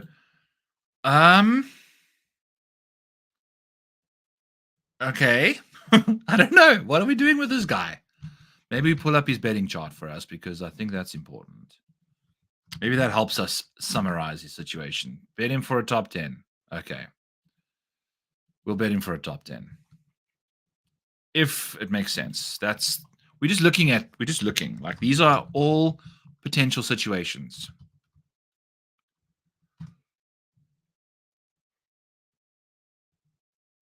Okay. I can't do this anymore. I'm sunburnt. I'm exhausted. Alex Noren playing great golf. Congrats on your T3. Maybe that helps him. We saw a few T3s before Stephan Jaeger's win. Maybe that helps. It took a while before to get there. Final question. Without looking at the field, who's winning the Myrtle Beach Classic? That is a great question.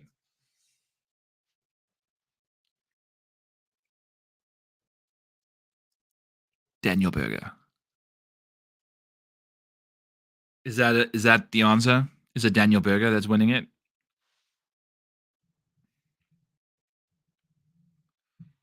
Or is it my guy, Rafael Campos? You see him have a day-to-day, baby.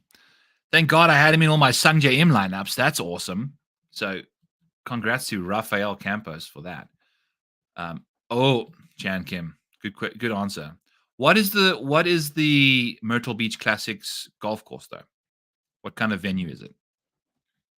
Well, Daniel Berger is pretty much venue proof, if you ask me. But so that's that. The dunes. That means what is it? Like? Where's that? What is? I don't even know what that means.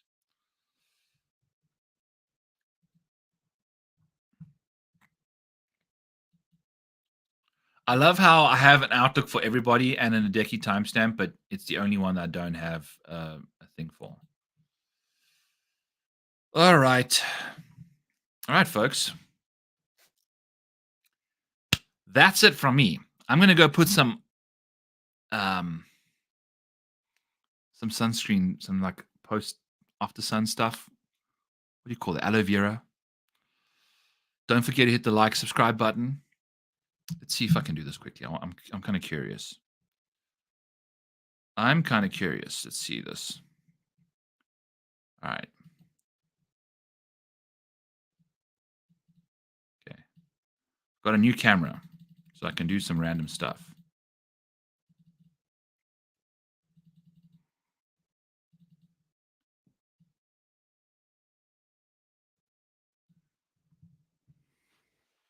What's up, Phoebes? What's up, Phoebe?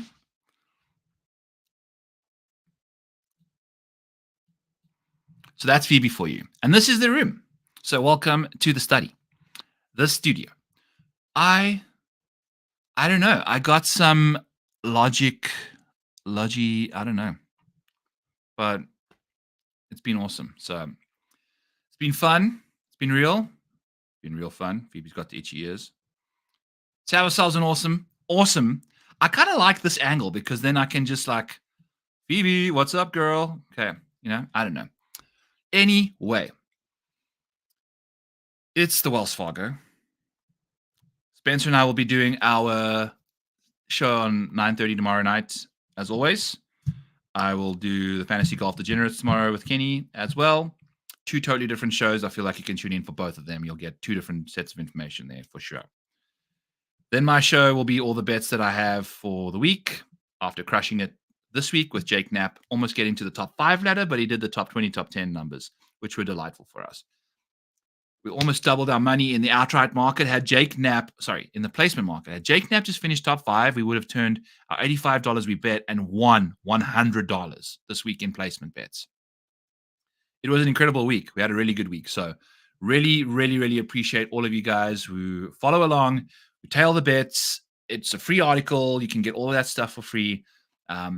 Maybe at some point we'll get that behind the paywall. We'll see what all happens. But for the next little while, it's likely at your disposal for gratis.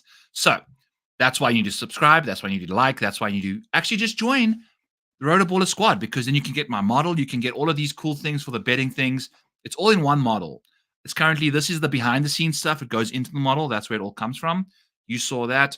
I will provide you with the model at Rotoballer using code Maniac for 10% off. And you can get it to yourself. Then you can see these finishing positions. You can see how much money they've won over the last 12 months, blah, blah, blah, all that stuff. So lots and lots of good information to your benefit there. And then you can also get Spencer stuff if you sign up for the full package with all of us. I think it's like $250 a year. It's ridiculous. So money back if you don't like it. I know you'll like it. So join us there. Use code Maniac. I really appreciate that. Tuesday night, I'll be doing my show, like I said. And this is the research show. So if you've made it this far and missed a few guys, I'll be adding these timestamps to the show as we go after this while I'm uploading it. And then you can just find the guys per minute. So while I get my sunscreen on, you guys have an awesome week at the Wells Fargo. Good luck with your bets. Good luck with your research. Good luck with your DFS. May Sungjae Im get his health back. Off we go. I'll catch you guys tomorrow. Linda Q out.